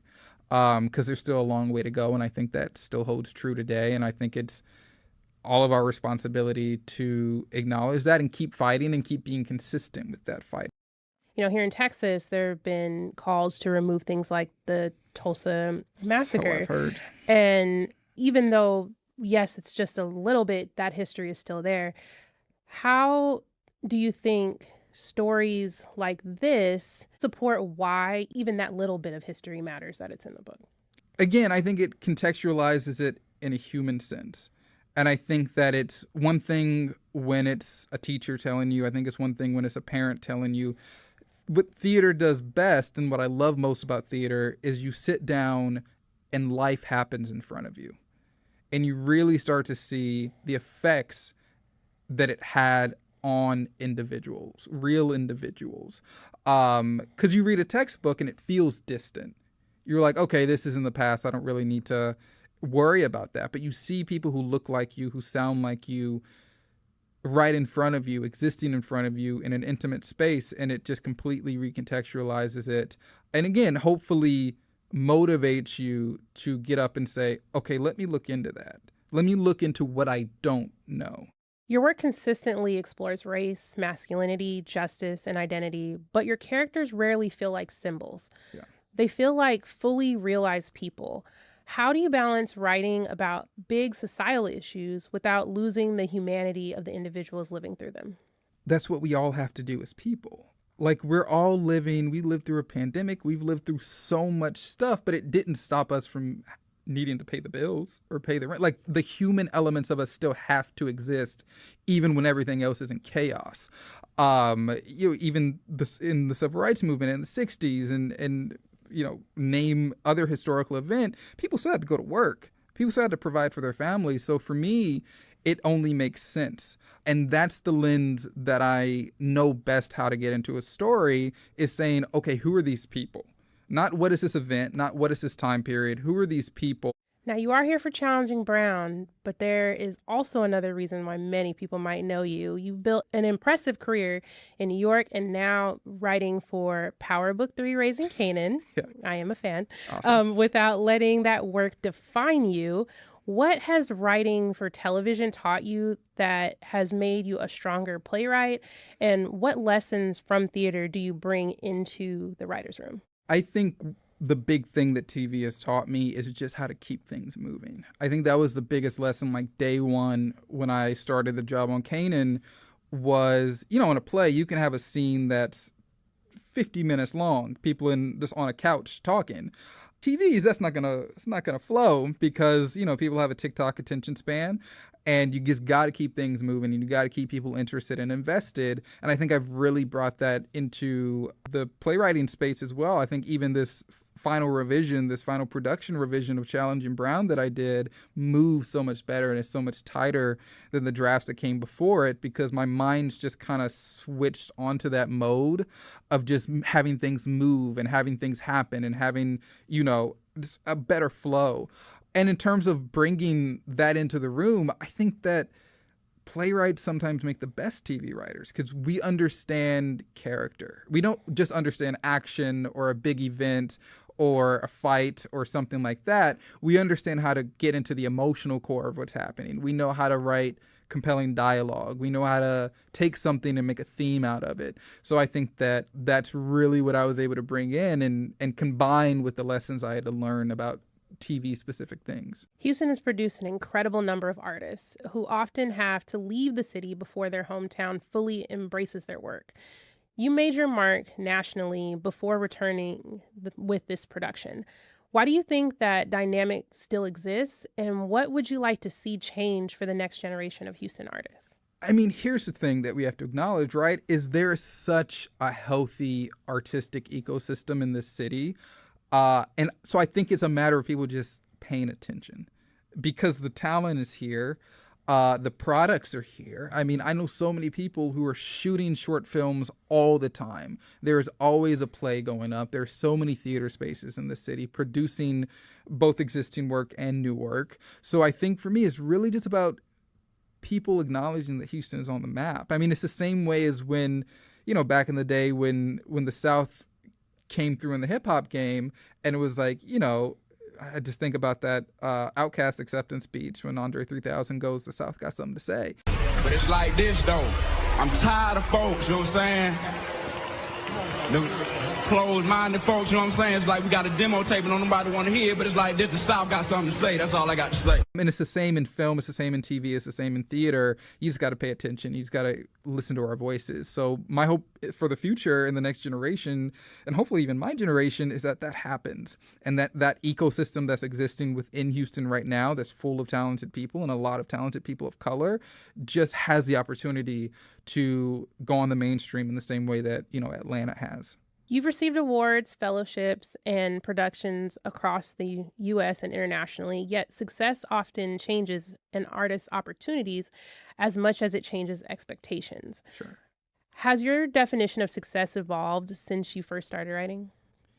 Probably. I mean, when I started writing, I was 19 or 20, so I think I probably had a different idea definitely of what success was. I think success now is just, am I doing right by people? What's more important to me is that, on my final day on this earth, people can stand up and say, that was a good guy. And he used whatever success, whatever reputation, whatever opportunity he had to put other people on and uplift them. And I think that's my definition of success, is just remembering who I am, remembering who I came from, working hard, yes, achieving as much as I can, yes, but making sure that when I get to the top of that mountain, I'm not looking down at anyone, making sure that I'm looking around me and everyone is still there, and still being, I was raised by a single black woman in Houston, Texas. I'm not forgetting anything about who I am. She won't let me. I'm married to a native New Yorker. She's not letting me forget to take out that trash and wash the dishes. Like, I am who I am, and it's not changing. But I just think remembering that and staying true to that's my definition of success. On the topic of you being married, you recently got married, so congratulations. Thank you. On that major life milestone. Has entering this new chapter changed the way you think about the stories you want to tell or the legacy you're hoping to build, both professionally and personally? When this season of Raising Kanan premiered and I saw my name on TV for the first time, I remember getting emotional. One, because the road to get to that point has been quite a journey that would take 5 more hours of this interview. But I was telling my wife, because she was like, again, very native New Yorker, very like, what are you crying about? And I was just kind of like, the most jarring thing about this, or the most beautiful thing about this for me, is that, theater, it comes and goes. You see a show, that show will never happen again. Even if it has a long run, what you saw that night will never happen again or be replicated. But this, TV stuff and film stuff, it lasts forever. So I was like, our great-great-grandkids have proof of my existence that go beyond a photograph. They can sit down, they can turn on something and see something that I helped create. So I think it's changed my idea of legacy in that way. I think it's also changed a lot in terms of at the end of the day, I just want to make my wife proud. That's the best feeling. If a high school student walks out of the theater asking questions they hadn't considered before, what do you hope those questions are? One, I hope they're not asking anything. I hope they're saying, I feel seen. I have a voice. My voice matters. Let me contribute my verse, whatever that means to them, whether that's in the arts, whether that's in politics, whether that's in medicine, but just knowing and feeling seen. And I think, to go back to one of your earlier questions, I think that's also my definition of success. And I think the reason it took me so long, because again, I didn't write my first play till I was 20. And I think what took me so long is I just didn't feel like there was a lane for me because I didn't see it. We would read Shakespeare and stuff in school, and it would just feel like this distant wall that just I could not penetrate. And so I hope that anything I do, whether it's Challenging Brown or anything else that I create, young people say, oh, well, if he can do it, I can do it. So I hope it's more of that confidence than any questions. What surprised you most about seeing this story come to life in your hometown rather than somewhere else?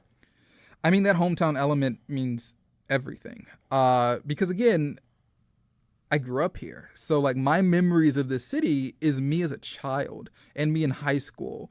And God knows me at 16 would be looking at me now being like, dude, what are we doing? So that holds a lot of weight because it's me coming back truly a different person in so many ways. But I also think that what's really special about this show specifically is a lot of the reason I wrote it was as a tribute to my grandparents and their resilience and their hard work and their efforts. And so, you know, and all the main Black characters in the show are named after my great-grandparents. So in a sense, me seeing this on its feet and seeing the costumes and hearing the dialogue come out of these amazing actors' mouths, it feels like, just like I was saying, my name on TV means I live forever. It means that they also live forever. And I think that's really touching. It makes me really emotional, and I hope makes them really proud of knowing that. Black with producer Laura Walker, and that's the end of today's show. See you next time. Bye-bye. Thanks for listening to Hello Houston. Join us every Monday through Friday from 11 a.m. to 1 p.m. to talk all things Houston. The Hello Houston production team includes Garrett Bowman, William Menjivar, Jen Altide, Todd Holslander, and Jim Kovacic. This is your NPR station, KUHF, Houston, News 88.7, a service of the University of Houston. It's 1:01. Live from NPR News, I'm Lakshmi Singh. A Georgia court is sentencing the father of a high school shooter to 15 years behind bars. Earlier this year, a jury convicted Colin Gray of second-degree murder for supplying his son with an AR-15-style rifle that was used in the 2024 shooting at Appalachia High School. 4 people were killed, 9 were injured. The shooter, Colt Gray, pleaded guilty and will serve life in prison without parole. Colin Gray's is a rare case of a parent being held responsible for their child's crimes in a school shooting. Tomorrow is the first day of school for Appalachia High. President Trump says he could withdraw Todd Blanche's nomination for Attorney General after 2 outgoing Republican senators, Texas' John Cornyn and North Carolina's Thom Tillis, withheld their support for Blanche, currently the acting AG. Their opposition stems from the settlement of Trump's lawsuit against the IRS. Here's NPR's Danielle Kurtzleben. Both senators wanted written guarantees regarding that settlement, which included a shield for Trump against tax audits, as well as nearly $1.8 billion for people claiming to have been targeted by the justice system. They said the DOJ wouldn't provide it. Trump posted on social media that he's prepared to pull Blanche's nomination until after Cornyn and Tillis leave office at the start of next year. He also boasted that he'd ended their careers. In response, Cornyn posted, quote, POTUS is mistaken if he believes concerns about the provisions in his tax lawsuit settlement are limited to me and Senator Tillis. Danielle Kurtzleben, NPR News, the White House. More Middle Eastern countries are at risk of being drawn into the U.S.-Iran war. Kuwait and Jordan are reporting